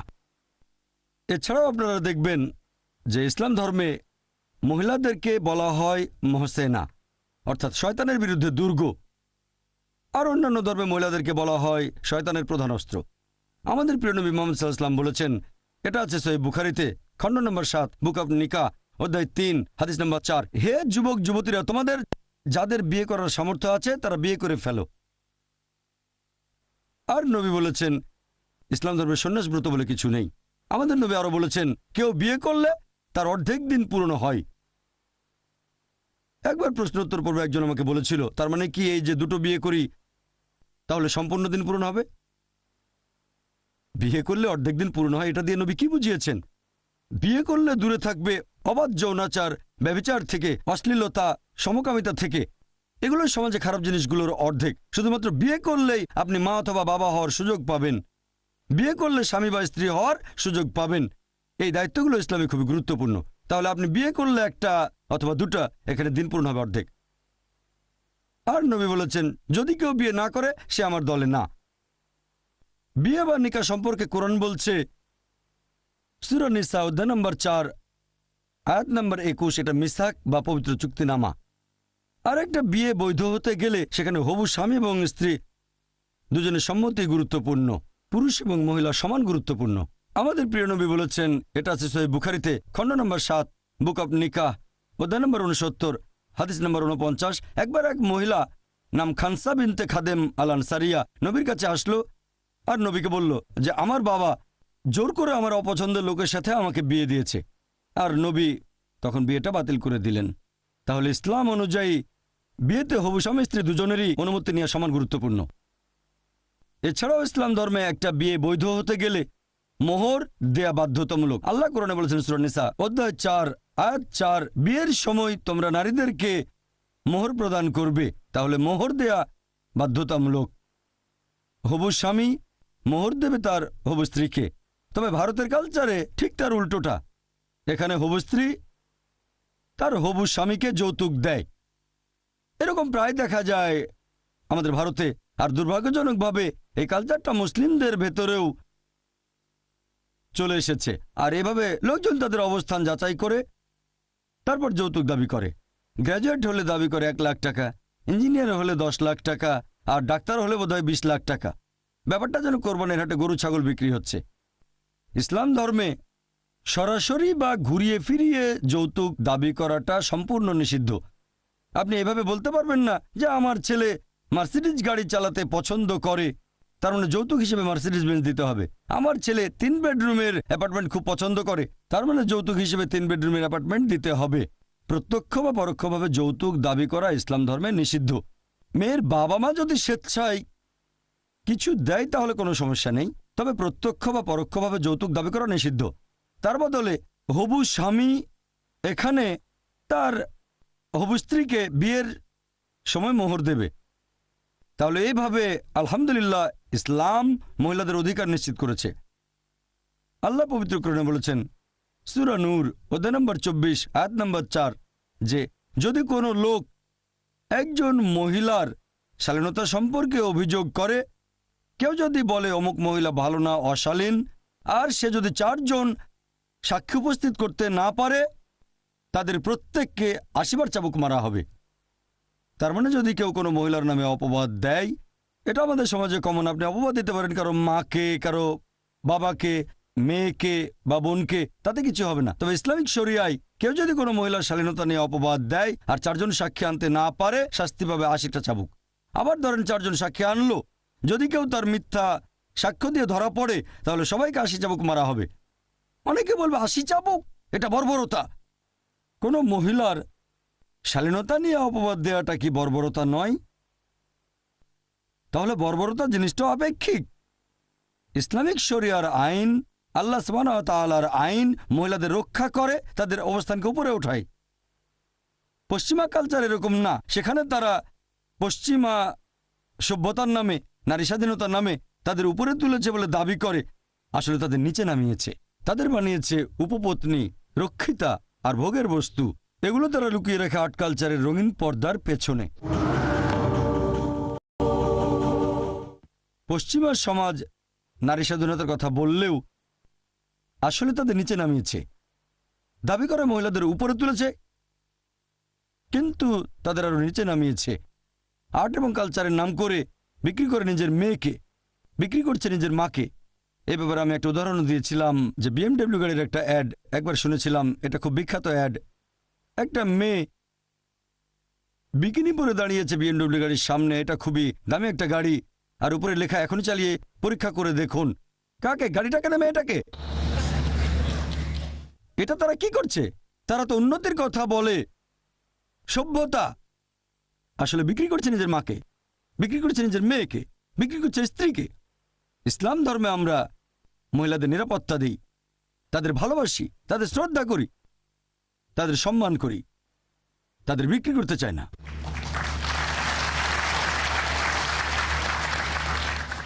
এছাড়াও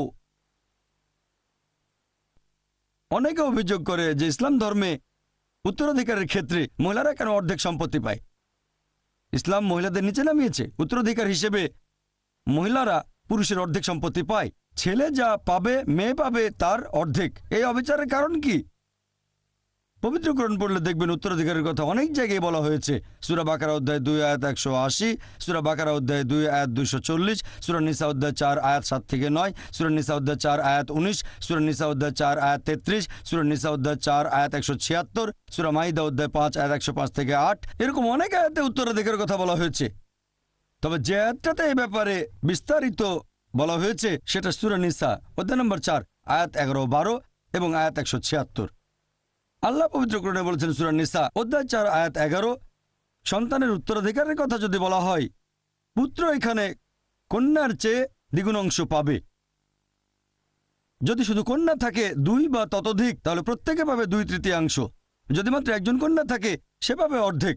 তারপর আয়াতটা বলছে তার পিতা মাতা দুজনেই পাবে 1/6 যদি সন্তান থাকে।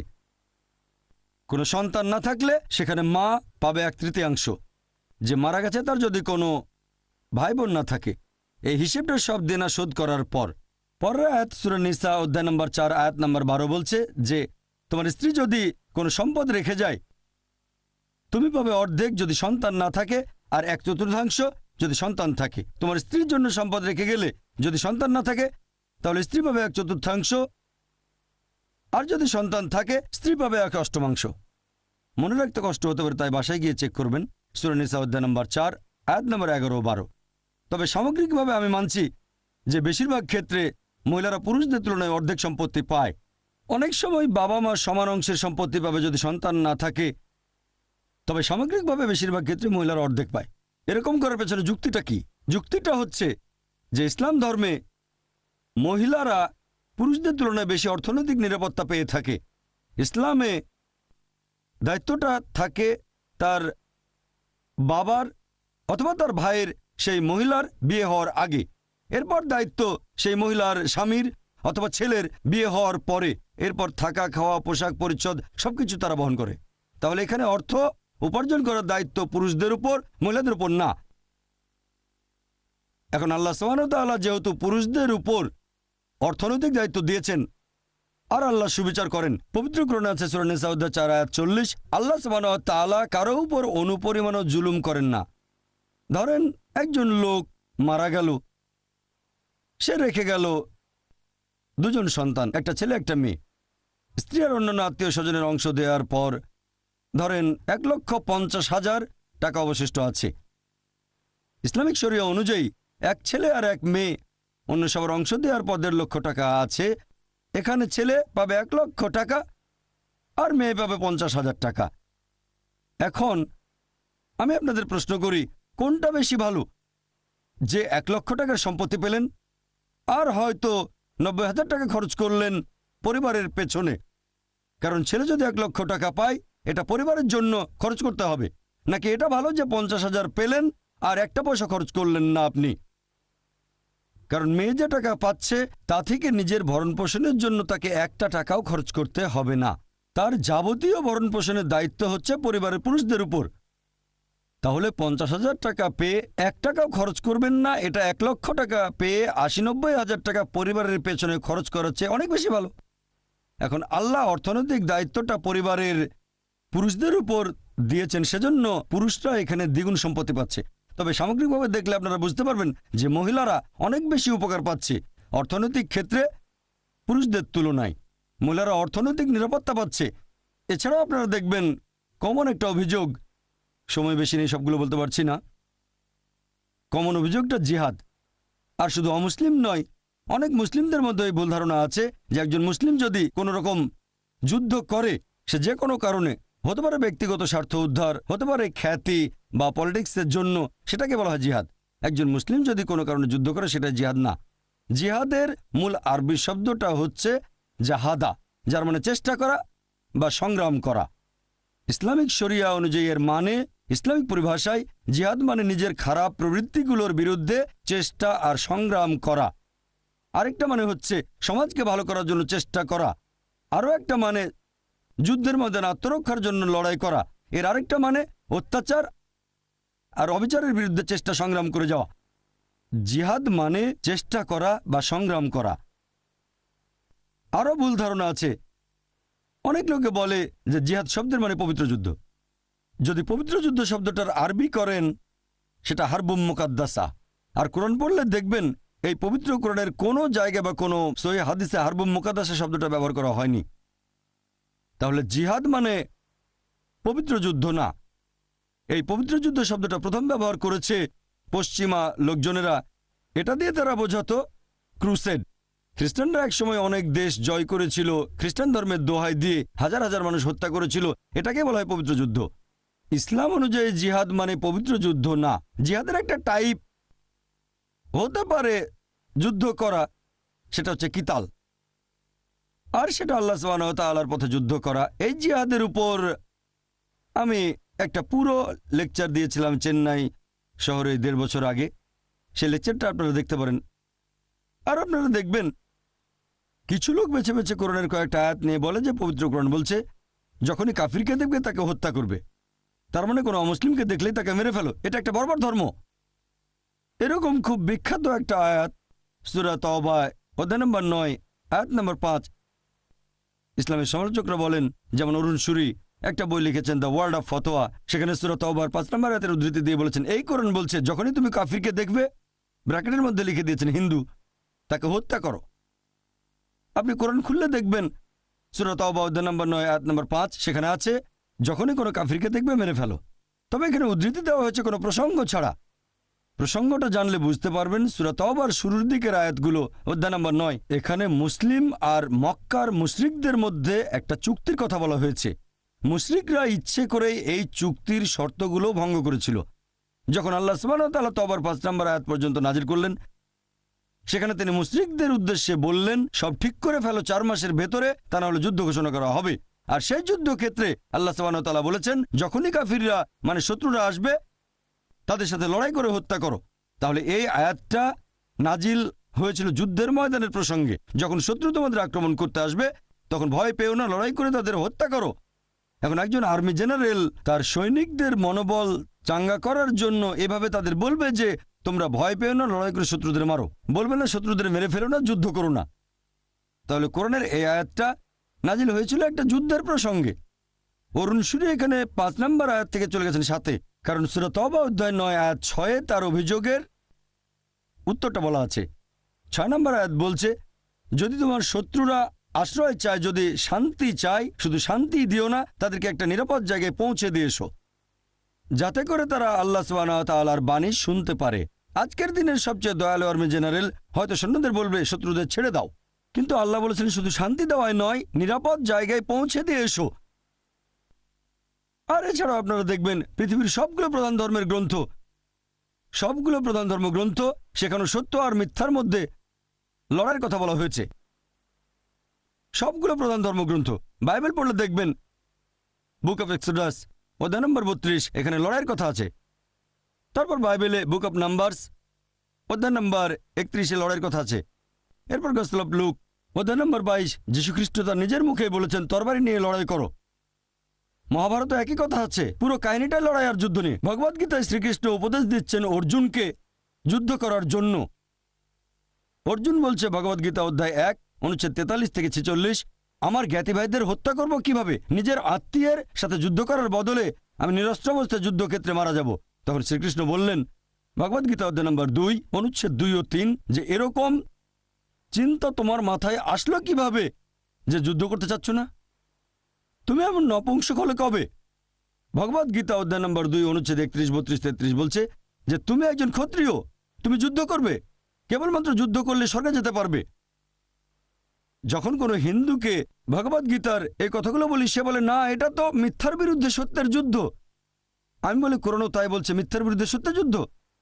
যখন ভগবদ্গীতা দিয়ে উদাহরণ দেয় তখন হিন্দুরা বুঝতে পারে আর বলে যে কোরআনে কোনো সমস্যা নেই। একজন খ্রিস্টানকে বাইবেলের উদাহরণগুলো বলবেন আর হিন্দুকে উদাহরণ দেবেন তাদের ধর্মগ্রন্থ থেকেই, সাদৃশ্যগুলো দেখাবেন। আর আপনারা দেখবেন প্রত্যেক দেশের একটা আইন আছে। ভারতে এরকম আইন আছে, এখানে চুরি করা নিষিদ্ধ, আইন এটার অনুমতি দেয় না। ভারতে ধর্ষণ করা নিষিদ্ধ, তারপরও মানুষ চুরি করে, তারপর ধর্ষণ করে। তাই আইন প্রয়োগ করতে এখানে পুলিশ বাহিনী আছে। পুলিশ বাহিনী রাখা হয় এজন্য যাতে অপরাধীকে শাস্তি দেওয়া যায়। তারপর আছে মিলিটারি, শত্রু আক্রমণ করলে যুদ্ধ করবে। সব দেশেরই মিলিটারি বাহিনী আছে, পুলিশ বাহিনী আছে। একইভাবে পবিত্র কোরআন মুসলিমদের বলছে শত্রু এলে তোমরা প্রস্তুত থাকবে আর যুদ্ধ করবে। তাহলে পৃথিবীর প্রত্যেকটা দেশের একটা মিলিটারি বাহিনী আছে, পুলিশ বাহিনী আছে। আর কোরআন মুসলিমদের বলছে যে তোমাদের দেশে এরকম একটা বাহিনী থাকবে যারা শত্রুদের সাথে লড়াই করবে, যুদ্ধ করবে। তাহলে কোরআনের কথা সমস্যাটা কি?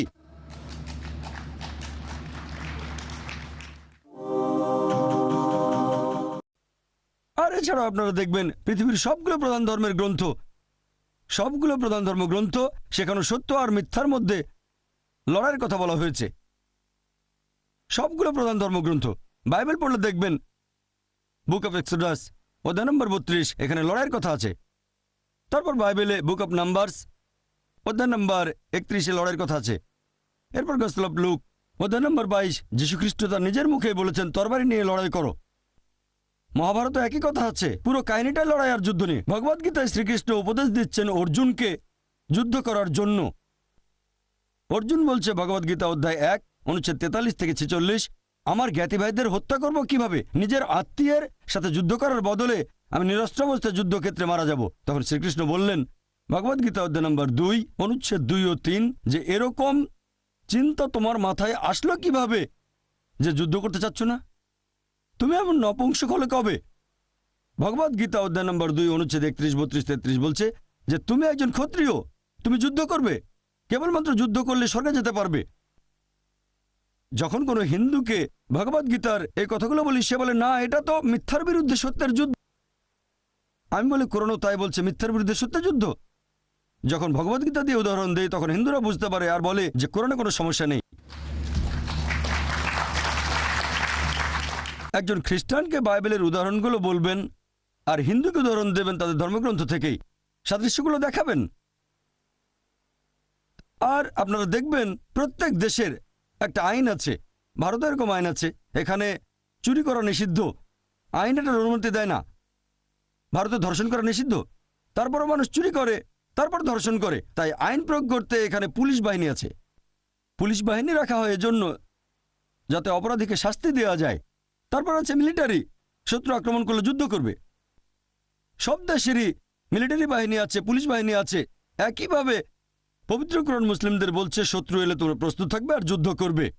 তাহলে পৃথিবীর প্রত্যেকটা দেশের একটা মিলিটারি বাহিনী আছে, পুলিশ বাহিনী আছে, আর কোরআন মুসলিমদের বলছে যে তোমাদের দেশে এরকম একটা বাহিনী থাকবে যারা শত্রুদের সাথে লড়াই করবে, যুদ্ধ করবে। তাহলে কোরআনের কথা সমস্যাটা কি?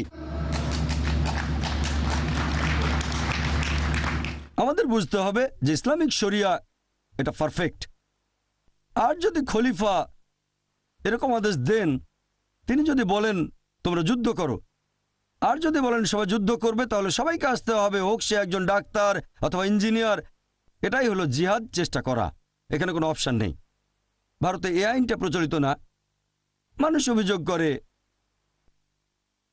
যে ইসলাম ধর্মে তারা কেন অমুসলিমদের কাছ থেকে জিজিয়া কর নেয়। ইসলামিক শরিয়া অনুযায়ী অমুসলিমদেরও কিছু অধিকার আছে। এর উপর একটা লেকচার দেওয়া যায়। আমি প্রতি মাসে একটা আর্টিকেল লিখি সৌদি আরবের একটা হজ ম্যাগাজিনে, ইসলামিক শরিয়া অনুযায়ী অমুসলিমদের অধিকার। সময় কম, তাই ব্যাপারটা নিয়ে বিস্তারিত বলতে পারবো না। তবে এখানে জিজিয়া কর সম্পর্কে বলছি যে ইসলাম অমুসলিমদের কেন জিজিয়া কর দিতে বলছে। জিজিয়া করের পটভূমিটা যদি জানেন যে কেন নেওয়া হয়, তাহলে এর প্রশংসা করবেন।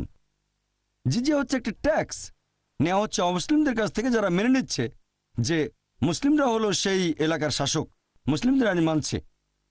আর জিজিয়া কর যে কারণে নেওয়া হচ্ছে, ইসলামিক কোনো একটা দেশে যদি আপনি মুসলিম হন আর যদি খলিফা বলেন জিহাদে অংশ নিতে হবে অথবা মিথ্যের বিরুদ্ধে কোনো যুদ্ধে অংশ নিতে হবে, তাহলে সেটা আবশ্যিক, আর কোনো অপশন নেই। হতে পারেন আপনি ডাক্তার, ইঞ্জিনিয়ার অথবা আইনজীবী। অমুসলিমরা এই জিজিয়া কর দিলে ইসলামিক রাষ্ট্র তাকে নিরাপত্তা দেবে। আর এই জিজিয়া কর কত হবে? হয়তো কয়েকশো টাকা, সামান্য।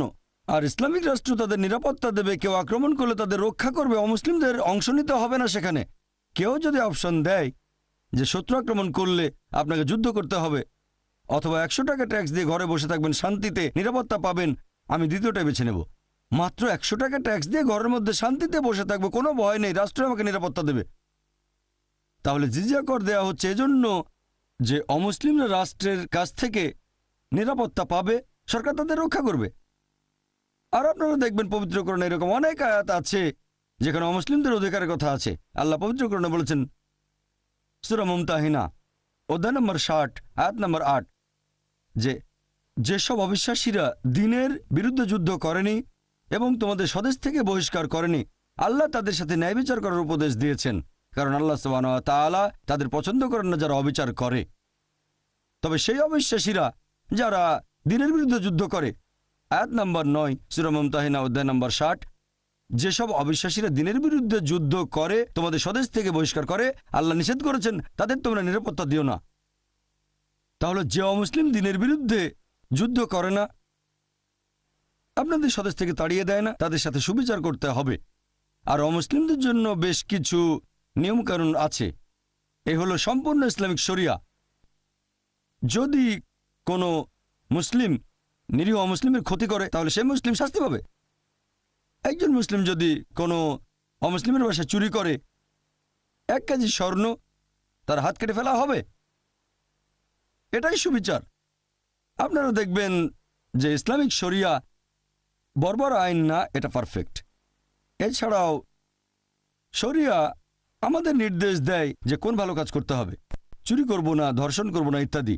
কিন্তু সবাই তো সেটা মেনে চলবে না, তাদের জন্য শাস্তির ব্যবস্থা আছে। তবে ইসলামিক শরিয়া এর মধ্যে ইসলাম ধর্মের একটা স্তম্ভও আছে। ইসলামের 5 নম্বর স্তম্ভ পরকালের জীবন। আল্লাহ পবিত্র কোরআনে বলেছেন সূরা মুলক অধ্যায় নম্বর 67 আয়াত নম্বর 2, আল্লাযী খালাকাল মাউতা ওয়াল হায়াতা। আল্লাহ তাআলা সৃষ্টি করেছেন জীবন ও মৃত্যু পরীক্ষার জন্য কে তোমাদের মধ্যে কর্মোত্তম। এই জীবন পরকালের জন্য একটা পরীক্ষা। আর পরকালের জীবনে বিশ্বাস ঈমানের ক্ষেত্রে বাধ্যতামূলক, এছাড়া ঈমান পূর্ণ হবে না। কেন? অনেক মানুষ এভাবে বলে মৃত্যুর পরের জীবন, এটা অযৌক্তিক। অনেকে পরকালের জীবনে বিশ্বাস করে না, সর্বশক্তিমান আল্লাহকেও বিশ্বাস করে না। তাকে যুক্তি দিয়ে বোঝাবো কিভাবে? এখানে যুক্তিটা হচ্ছে, একটা লেকচার দিয়েছিলাম কোরআন অ্যান্ড মডার্ন সায়েন্স, সেখানে বলেছিলাম পবিত্র কোরআনে ৬,০০০-এর বেশি আয়াত আছে, আর তার মধ্যে প্রায় ১,০০০ খানেক আয়াত বলছে বিজ্ঞান সম্পর্কে। আর যেসব আয়াতগুলো বিজ্ঞান সম্পর্কে বলছে আনুমানিকভাবে তার মধ্যে ৮০% আয়াত এখনকার বিজ্ঞান আমাদের বলছে এগুলো ১০০% সঠিক। কারণ বিজ্ঞান এখন অনেক এগিয়ে গেছে গত কয়েকশো বছরের মধ্যে। এখনকার বিজ্ঞান বলছে কোরআনের যে আয়াতগুলো বিজ্ঞান সম্পর্কে বলছে তার আনুমানিক ৮০% একেবারে ১০০% সঠিক। বাকি ২০% আয়াত সম্পর্কে এখনো জানতে পারিনি। তার মধ্যে একটা হচ্ছে পরকালের জীবন। বিজ্ঞান এখনো এতটা উন্নত হয়নি যে পরকালের জীবনকে প্রমাণ করে দেখাবে। বিজ্ঞান এখনো বেশ দোজক প্রমাণ করতে পারেনি, জিনের অস্তিত্ব প্রমাণ করতে পারেনি। এরকম ২০% আয়াত এখনো প্রমাণিত হয়নি পবিত্র কোরআনের আয়াত। তাহলে কি অন্ধভাবে পরকালের জীবনে বিশ্বাস করছি? আমি বলবো এটা লজিক্যাল বিশ্বাস। আমার যুক্তি বলছে পবিত্র কোরআনে যে আয়াতগুলো বিজ্ঞান সম্পর্কে বলছে সেগুলো ১০০% সঠিক। ২০%-এর ব্যাপারে জানা যায়নি সঠিক না বেঠিকও না। আমার যুক্তি বলছে যে ইনশাল্লাহ এই ২০%ও সঠিক হবে। এটাই লজিক্যাল বিশ্বাস। এই ২০%-এর মধ্যে একটা হচ্ছে পরকালের জীবন। এখন একজন মানুষকে এই পরকালের জীবন সম্পর্কে কিভাবে বোঝাতে পারি? ধরেন একজন লোক পরকালের জীবনে বিশ্বাস করে না আর সর্বশক্তিমান আল্লাহকেও বিশ্বাস করে না, এখন তাকে বোঝাবো কিভাবে? আমি আপনাদের একটা প্রশ্ন করি যে চুরি করা ভালো না খারাপ? চুরি করা ভালো না খারাপ? খারাপ। সবাই বলবে খারাপ। ধর্ষণ করা ভালো না খারাপ? কে বলবে এটা ভালো? কেউ না। ৪,০০০ মানুষের কেউ বলছে না যে চুরি করা ভালো বা ধর্ষণ করা ভালো, সবাই একমত। আচ্ছা, এবার একটা উদাহরণ দেই। ধরেন আমি একজন স্মাগলার, ধরে নেন আমি স্মাগলার, অনেক ক্ষমতাবান স্মাগলার, আর আমি চোর, পৃথিবীর মধ্যে ১ নাম্বার, সবার সেরা। আর ধরেন আপনারা কেউ পরকালের জীবনে বিশ্বাস করেন না, আল্লাহকে বিশ্বাস করেন না। তাহলে আপনারা আল্লাহকে বিশ্বাস করেন না, পরকালের জীবনে বিশ্বাস করেন না, আর আমি একজন স্মাগলার, সেরা স্মাগলার, খুব বুদ্ধিমান, সবসময় যুক্তি খাটিয়ে কাজ করি। আমি আপনাদের বলছি যে চুরি করা ভালো। আমি বলছি চুরি করা ভালো, আমি সবসময় যুক্তি মেনে চলি, সবসময় বিজ্ঞান মেনে চলি। আমি আপনাদের প্রশ্ন করছি, একটু আগে আপনারা সবাই বললেন যে চুরি করা খারাপ, চুরি করা খারাপ। এখন আপনারা অন্তত একটা লজিক্যাল কারণ আমাকে দেখান যে চুরি করা কেন খারাপ আর আমি কেন বন্ধ করব। আমি খুব লজিক্যাল মানুষ, আমি অনেক বুদ্ধিমান, আমি বিজ্ঞান মেনে চলি। এখন আমাকে অন্তত একটা বৈজ্ঞানিক কারণ দেখান যে চুরি করা খারাপ কেন, তাহলে আমি চুরি করা বন্ধ করব। কেউ কেউ আমাকে মাত্র একটা কারণে দেখাতে পারবেন? অন্যের অধিকার কেড়ে নিচ্ছেন। আপনি অন্যের অধিকার কেড়ে নিচ্ছেন। মেনে নিলাম যে আমি অন্যের অধিকার কেড়ে নিচ্ছি। আমি হয়তো কারো ১,০০০ টাকা চুরি করছি, তার অধিকার কেড়ে নিচ্ছি। এটা তার জন্য খারাপ, আমার জন্য না। আমি বলছি যুক্তি দিয়ে বোঝান যে এটা আমার জন্য খারাপ কেন। যদি কারো কাছ থেকে ১,০০০ টাকা চুরি করি তাহলে ভালো হোটেলে খাওয়া দাওয়া করতে পারবো, 5 স্টার হোটেলে যেতে পারবো, সিনেমা দেখবো, এতে আমার উপকার হবে। আপনারা আমাকে যুক্তি দেখান যে এটা আমার জন্য কেন খারাপ হবে। যার চুরি যাচ্ছে তার জন্য এটা খারাপ। পুলিশ শাস্তি দেবে।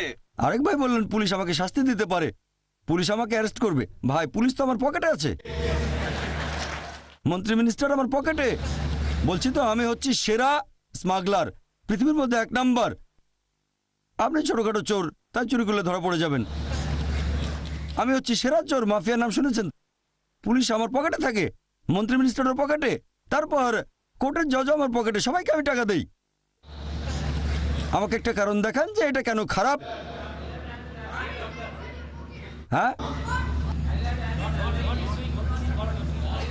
মনে রাখবেন প্রথমেই বলেছি যে ধরে নেবেন আপনারা হলেন সেই সব মানুষ যারা আল্লাহকে বিশ্বাস করে না, পরকালে বিশ্বাস করে না, আর আমি স্মাগলার। এখন আপনারা আমাকে বোঝাবেন যে চুরি করা খারাপ, মাত্র একটা লজিক্যাল কারণ দেখান।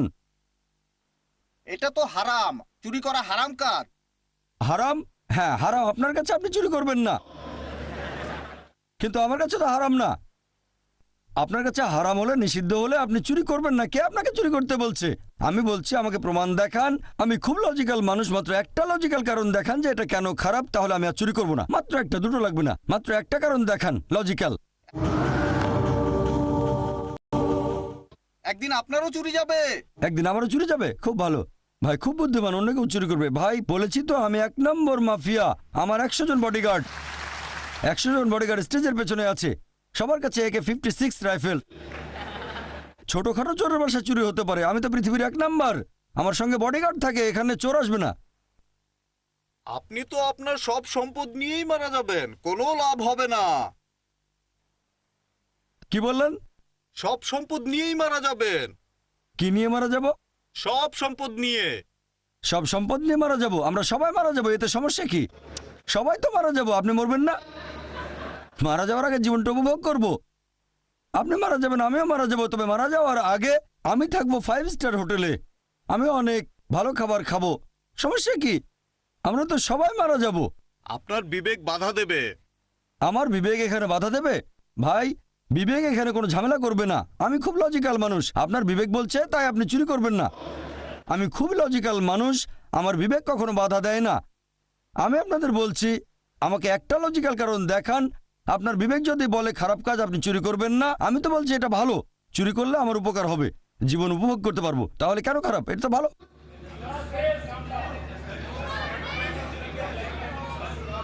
আমি একটু বলবো। সরি? সহজে টাকা পেয়ে যাচ্ছেন, এটা কি ভালো? কোনটা ভালো? আপনি তো কোনো কাজ করছেন না, যে টাকাটা আপনি পাচ্ছেন সেটা তো খুব সহজেই চলে আসছে। ভাই, আপনি বললেন যে আপনি কোনো কাজ না করেই সহজে টাকা পাচ্ছেন। কোনো কাজ না করেই টাকা পাচ্ছেন। হ্যাঁ, আপনিও বললেন কোনো কাজ না করে সহজে টাকা পেয়ে যাচ্ছি, সেজন্যই তো বলছি এটা ভালো। টাকা পেয়ে যাচ্ছি সহজে, তাহলে কষ্ট করবো কেন? সহজে টাকা পাওয়াটা ভালো না খারাপ? অবশ্যই ভালো। তাহলে সহজে টাকা পাওয়াটা তো ভালো। আপনারা আমাকে একটা লজিক্যাল কারণ দেখান যে এটা কেন খারাপ, তাহলে আর চুরি করবো না। একটা কারণে দেখাতে পারলেন না, সবাই বলছেন এটা খারাপ খারাপ, কিন্তু কারণ দেখাতে পারছেন না। চেন্নাইয়ের মানুষের কি বুদ্ধি কমে গেল নাকি?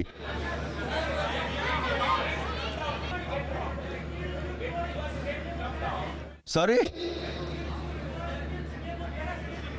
ভাই, আমি শুনতে পাচ্ছি না। আপনি তো তাহলে আমেরিকানদের মতো হয়ে যাবেন। আমি আমেরিকানদের মতো হয়ে যাব? হ্যাঁ, আমেরিকানদের মতো। আমি হয়ে যাব জর্জ বুশ? আচ্ছা ঠিক আছে, ভালো। আপনাদের উত্তর দেওয়ার সময় শেষ। মানুষের জিনিস চুরি করেন, তাহলে একদিন আপনার জিনিসও চুরি যাবে। ভাই বলেন আমি চুরি করলে আমারও চুরি যাবে? আমি তো বলেছি আমার বডিগার্ড আছে, কথাটা শোনেননি? আমার বডিগার্ড আছে, কেউ চুরি করতে পারবে না। আপনাদের উত্তর দেওয়ার সময় শেষ, এবার টেবিলটা উল্টে দিতে হবে। আপনার কাজটা ঠিক না, কারণ আপনি চুরি করছেন, স্মাগলিং। এতে করে সমাজের আচ্ছা ঠিক অনেক আছে, ক্ষতি আপনাদের হচ্ছে। উত্তর দেওয়ার সময় শেষ। অনেক শত্রু তৈরি হবে। আমার শত্রু থাকলে সমস্যা নেই, আমার কেউ ক্ষতি করবে না, আমার আছে বডিগার্ড। আপনাদের উত্তর দেওয়ার সময় শেষ, এবার আমি উত্তরটা বলছি, আপনাদের উত্তরটা বলছি। আমি আগে বলেছিলাম এটা একটা উদাহরণ। ধরেন একজন লোক আপনার কাছে এসে জিজ্ঞেস করলো যে কিভাবে প্রমাণ করবেন ইসলামিক শরিয়া নিখুঁত।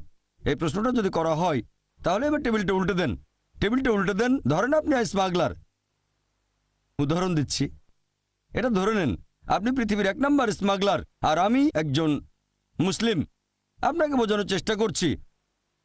আপনি স্মাগলার, আমাকে বললেন প্রমাণ করে দেখান যে চুরি করা খারাপ। বললাম পুলিশ অ্যারেস্ট করবে, আপনি বললেন পুলিশ আমার পকেটে। তারপর বললাম এতে অন্যের ক্ষতি হচ্ছে, আপনি বললেন তাতে আমার কিছু যায় আসে না। বললাম বিবেক দংশন করবে, বললেন আমার বিবেকই নেই, দংশন করবে কে আমাকে? তারপর আমি বললাম আপনার থেকে কেউ চুরি করে নেবে, আপনি বললেন আমার বডিগার্ড আছে। মুসলিম হিসেবে আমি যেটা করব, এইসব কথা বলার পাশাপাশি সেটা আমি আল্লাহ সুবহানাহু ওয়া তাআলার অস্তিত্বকে প্রমাণ করব। যে লোকটা পৃথিবীর মধ্যে 1 নম্বর মাফিয়া, স্মাগলার অথবা চোর, তার কাছে বস্তুবাদী সবার আগে, নিজেকে সে ক্ষমতাবান মনে করে থাকে, খুব ক্ষমতাবান সে। প্রথমে আমি তার সামনে আল্লাহ তাআলার অস্তিত্ব প্রমাণ করে দেখাবো। এটা করেছি একটা লেকচারে, is the Quran God's word. এখন যদি কেউ এই লেকচারটা is the Quran God's word খোলা মন নিয়ে দেখেন, তাহলে আপনিও মানবেন যে সবচেয়ে ক্ষমতাবান আল্লাহ সুবহানাহু ওয়া তাআলা, সর্বশক্তিমান ঈশ্বর। তার সামনে প্রমাণ করে দেখাবো সে সর্বশক্তিমান নয়, সর্বশক্তিমান আল্লাহ সুবহানাহু ওয়া তাআলা। প্রমাণ করবো পবিত্র কোরআন আর বিজ্ঞান দিয়ে। 1 নম্বর পয়েন্ট। 2 নম্বর পয়েন্ট, সে তখন বলবে আচ্ছা আমি মেনে নিলাম যে ঈশ্বর সর্বশক্তিমান, কিন্তু তিনি কোন টাইপের ঈশ্বর? আমার তো কিছু হচ্ছে না। হ্যাঁ, কথাটা ঠিক। এরকম অনেক দৃষ্টান্ত দেখবেন, অনেকে স্মাগলার চুরি করে কিন্তু তাদের কিছুই হচ্ছে না। কে ঠিক বলেছি? অনেকে আছে এরকম, হাজার হাজার চোর আছে, অনেকে বড় বড় অপরাধী, তারা খুব আরামের সাথে জীবন কাটায়, তাদের কিছুই হচ্ছে না, স্বাভাবিকভাবে মারা যাচ্ছে। হ্যাঁ, কেউ হয়তো খুন হয়, কেউ বা অ্যারেস্ট হয়, তবে অনেকেই জীবনটাকে উপভোগ করে মারা যায়, স্বাভাবিকভাবে মারা যায়। এখন সে প্রশ্ন করবে, ঈশ্বর যদি এমন মহান হন তাহলে শাস্তি দিচ্ছেন না কেন? এটা আবার কোন ধরনের সুবিচার? আল্লাহ পবিত্র কোরআনে বলেছেন, সূরা নিসা অধ্যায় নম্বর 4 আয়াত নম্বর 40, আল্লাহ সুবহানাহু ওয়া তাআলা কারো প্রতি অনুপরিমাণও জুলুম করেন না, তিনি কারোর সাথে অবিচার করেন না। আর আপনি যদি কাউকে জিজ্ঞেস করেন, সে জানে যে সবার উপরে সে নয়, প্রমাণ করেছেন সে সবার উপরে না, তখন যদি অবিচার করা হয় অন্য কারোর সাথে, সে কিছু বলবে না। তবে কেউ চায় না নিজের প্রতি অবিচার হোক। একজন লোক অন্য কারো মা বা স্ত্রীকে ধর্ষণ করলো, তাকে মৃত্যুদণ্ড দিলে আপনারা বলবেন বর্বর আইন। যদি ধর্ষণ করা হয় আপনার মাকে, তখন মনে হবে যে মৃত্যুদণ্ডই সবচেয়ে ভালো। অবিচার যদি হয় আপনার সাথে, তখন বুঝতে পারবেন যে সুবিচার করতে হবে। সবাই এখানে একমত হবেন যে অবশ্যই সুবিচার করতে হবে। এখন প্রশ্ন হচ্ছে, এই পৃথিবীতে আমরা সুবিচার করব কিভাবে? সবাই তো সুবিচার পাবে না। যেমন ধরেন, আপনি এটা জানেন যে হিটলার 60 লক্ষ ইহুদিকে হত্যা করেছিল। কতজন? 60 লক্ষ ইহুদি। ধরেন আপনি আজকে হিটলারকে ধরলেন, তাকে এখন কি শাস্তি দেবেন? ম্যাক্সিমাম তাকেও গ্যাস চেম্বারে পাঠিয়ে দেবেন। তাতে মাত্র একটা জীবনের ক্ষতিপূরণ হবে। বাকি 59,99,999 জন ইহুদি ছিল, তাদের ব্যাপারে কি হবে? তারা সুবিচার পাবে না? এটা আবার কোন ধরনের আইন? একে সুবিচার বলবেন? আল্লাহ পবিত্র কোরআনে বলেছেন, সূরা আলে ইমরান অধ্যায় নম্বর 3 আয়াত নম্বর 185, যে কুল্লু নাফসিন যায়কাতুল মউত, জীব মাত্রই মৃত্যুর স্বাদ গ্রহণ করবে, আর চূড়ান্ত বিচার হবে রোজ কিয়ামতের দিনে। আর যাকে দোজখের আগুন থেকে দূরে রাখা হবে, বেহেশতে নেওয়া হবে, সে পৃথিবীর উদ্দেশ্য অর্জনে সফল কাম। কারণ এই পার্থিব জীবন এটা ছলনাময় ভোগবিলাসিতা ব্যতীত আর কিছুই নয়। তাহলে চূড়ান্ত হিসাব কিতাব, চূড়ান্ত বিচার সেটা হবে রোজ কিয়ামতের দিনে। সেটাই হচ্ছে চূড়ান্ত হিসাব কিতাব। তাহলে যেভাবে একজন মাফিয়াকে বাধা দেবেন, কেউ তার ক্ষতি করতে পারবে না, মন্ত্রী মিনিস্টার পকেটে, জজ তার পকেটে, পুলিশ তার পকেটে, সেটা হচ্ছে আখিরাতের জীবনের শাস্তি। এটা দিয়ে ইসলামিক শরিয়া সম্পূর্ণ হয়, পরকালের জীবনে বিশ্বাস। তাহলে শরিয়ার লেভেল 3টা। 1 নাম্বার হচ্ছে যে সাধারণ কিছু আইন, চুরি করো না, ধর্ষণ করো না। 2 নাম্বার, চুরি অথবা ধর্ষণ করলে শাস্তি পেতে পারেন। 3 নাম্বার, যেসব লোক আইন মেনে চলতে চায় না তারা ধরা পড়লে শাস্তি পাবে। তবে সব জায়গায় তো ইসলামিক শরিয়া নেই। আমেরিকা ইসলামিক শরিয়া প্রচলিত না, ভারতেও ইসলামিক শরিয়া নেই, তাহলে পৃথিবীতে কোনো শাস্তি পাচ্ছে না। তারা আসলে শাস্তিগুলো পাবে আখিরাতে। আর আল্লাহ সুবহানাহু ওয়া তাআলা যদি আখিরাতে হিটলারকে শাস্তি দিতে চান, আল্লাহ পবিত্র কোরআনে বলেছেন, সূরা নিসা অধ্যায় নম্বর 4 আয়াত নম্বর 56, যারা আমার আয়াত প্রত্যাখ্যান করে তাদের দোজখের আগুনে দগ্ধ করব। আর তাদের চামড়া যখন পুরোপুরি দগ্ধ হয়ে যাবে, সেখানে নতুন চামড়া দেওয়া হবে যাতে তারা ব্যথা অনুভব করতে পারে। এখনকার বিজ্ঞান জানতে পেরেছে আমাদের চামড়ার নিচে পেইন রিসেপ্টর থাকে। তাহলে আল্লাহ সুবহানাহু ওয়া তাআলা যদি হিটলারকে পোড়াতে চান 60 লক্ষ বার, তিনি তা পারেন। 1,20,00,000 বার করতে পারেন। সেটাই পৃথিবীতে করবেন না। তাহলে চূড়ান্ত বিচার হবে আখিরাতে, এখানে শাস্তির অংশবিশেষ পেতে পারেন। তবে আসল হিসাব কিতাব, একেবারে চূড়ান্ত বিচার হবে রোজ কিয়ামতের দিনে। আর আল্লাহ সুবহানাহু ওয়া তাআলা হলেন মালিক ইয়াউমিদ্দিন, তিনি কর্মফল দিবসের মালিক। তাহলে চূড়ান্ত শরিয়া আর ইসলামিক আইন তখনই বুঝতে পারবেন যদি বিশ্বাস করেন আখিরাতে। যদি আখিরাতে বিশ্বাস না করেন, তাহলে চুরি করাকে খারাপ বলবেন না, ধর্ষণকে খারাপ বলবেন না, এই সব কিছুকে তখনই খারাপ বলতে পারবেন যদি পরকালের জীবন থাকে। তাহলে এই হলো পরিপূর্ণ শরিয়া। আমি একটা উদাহরণের কথা বলে আমার লেকচার শেষ করব। যখনই আপনি শরিয়াকে বিচার করতে যাবেন, বিশুদ্ধ উৎস দিয়ে বিচার করবেন, মানে পবিত্র কোরআন আর আমাদের নবীর সুন্নত অর্থাৎ সহিহ হাদিস। এখানে একজন মুসলিমের কাজ বা মুসলিম সমাজের কাজ দেখব না, কারণ মিডিয়া এখন যেটা করে, তারা সমাজের কিছু কুলাঙ্গারকে বেছে নেয়, কুলাঙ্গার কিছু লোককে তুলে ধরে প্রচার করে এরাই সেই লোকগুলো, এরাই হচ্ছে আদর্শ মুসলিম, মুসলিমদের দৃষ্টান্ত। আপনার মিডিয়ায় দেখবেন খবরের কাগজে এভাবে লেখা হবে, যদি 50 বছরের মুসলিম পুরুষ 16 বছরের মেয়েকে বিয়ে করে, এরকম কোনো খবর থাকলে সেটা আসবে একেবারে হেডলাইনে। 50 বছরের মুসলিম পুরুষ 16 বছরের মেয়েকে বিয়ে করেছে, হেডলাইন। যদি 50 বছরের একজন অমুসলিম 6 বছরের একটা মেয়েকে ধর্ষণ করে, সেটা হবে ছোট করে খবর। এক পাশে মিডিয়া এটা করছে। আমি জানি প্রত্যেক সম্প্রদায়ের ভেতরেই কিছু কুলাঙ্গার থাকে, কিছু লোক নিজেদের মুসলিম বলে কিন্তু শরিয়া মেনে চলে না। ইসলাম বলছে মদ পান করো না, মাদকদ্রব্য নিও না। এরকম অনেক মুসলিম আছে যারা এসব কাজে অমুসলিমদের চেয়েও পাকা। আমি এটা জানি। এরা হচ্ছে কুলাঙ্গার। প্রত্যেক সম্প্রদায়ে কিছু কুলাঙ্গার থাকে। মিডিয়া এদেরকে এমনভাবে তুলে ধরো যেন এরাই আদর্শ মুসলিম। গতকাল একটা উদাহরণ দিয়েছিলাম, যদি একটা গাড়িকে যাচাই করতে চান আর ড্রাইভার যদি ভালো চালাতে না জানে, হুইলের পেছনে কাঁপাকাঁপি করতে করতে অ্যাক্সিডেন্ট করে বসলো, কাকে দোষ দেবেন? ড্রাইভারকে না গাড়িকে? ড্রাইভারকে। তাই মুসলিমদের দেখে ইসলাম ধর্মকে বিচার করবেন না, ইসলামকে বিচার করবেন কোরআন এবং হাদিস দিয়ে। আরেকটা গাড়ি যাচাই করতে গেলে হুইলের পেছনে আপনি এমন কাউকে বসাবেন যে খুব ভালো ড্রাইভার। তাহলে একজন মানুষের কাজ দেখে ইসলাম ধর্মকে যাচাই করতে চাইলে সবচেয়ে সেরা দৃষ্টান্ত সর্বশেষ ও চূড়ান্ত নবী মুহাম্মদ সাল্লাল্লাহু আলাইহি সাল্লাম। ওয়া আখিরু দাওয়ানা আলহামদুলিল্লাহি রাব্বিল আলামিন। অনেক ধন্যবাদ ভাই ও বোনেরা, শুকরান, জাযাকাল্লাহ খায়ের।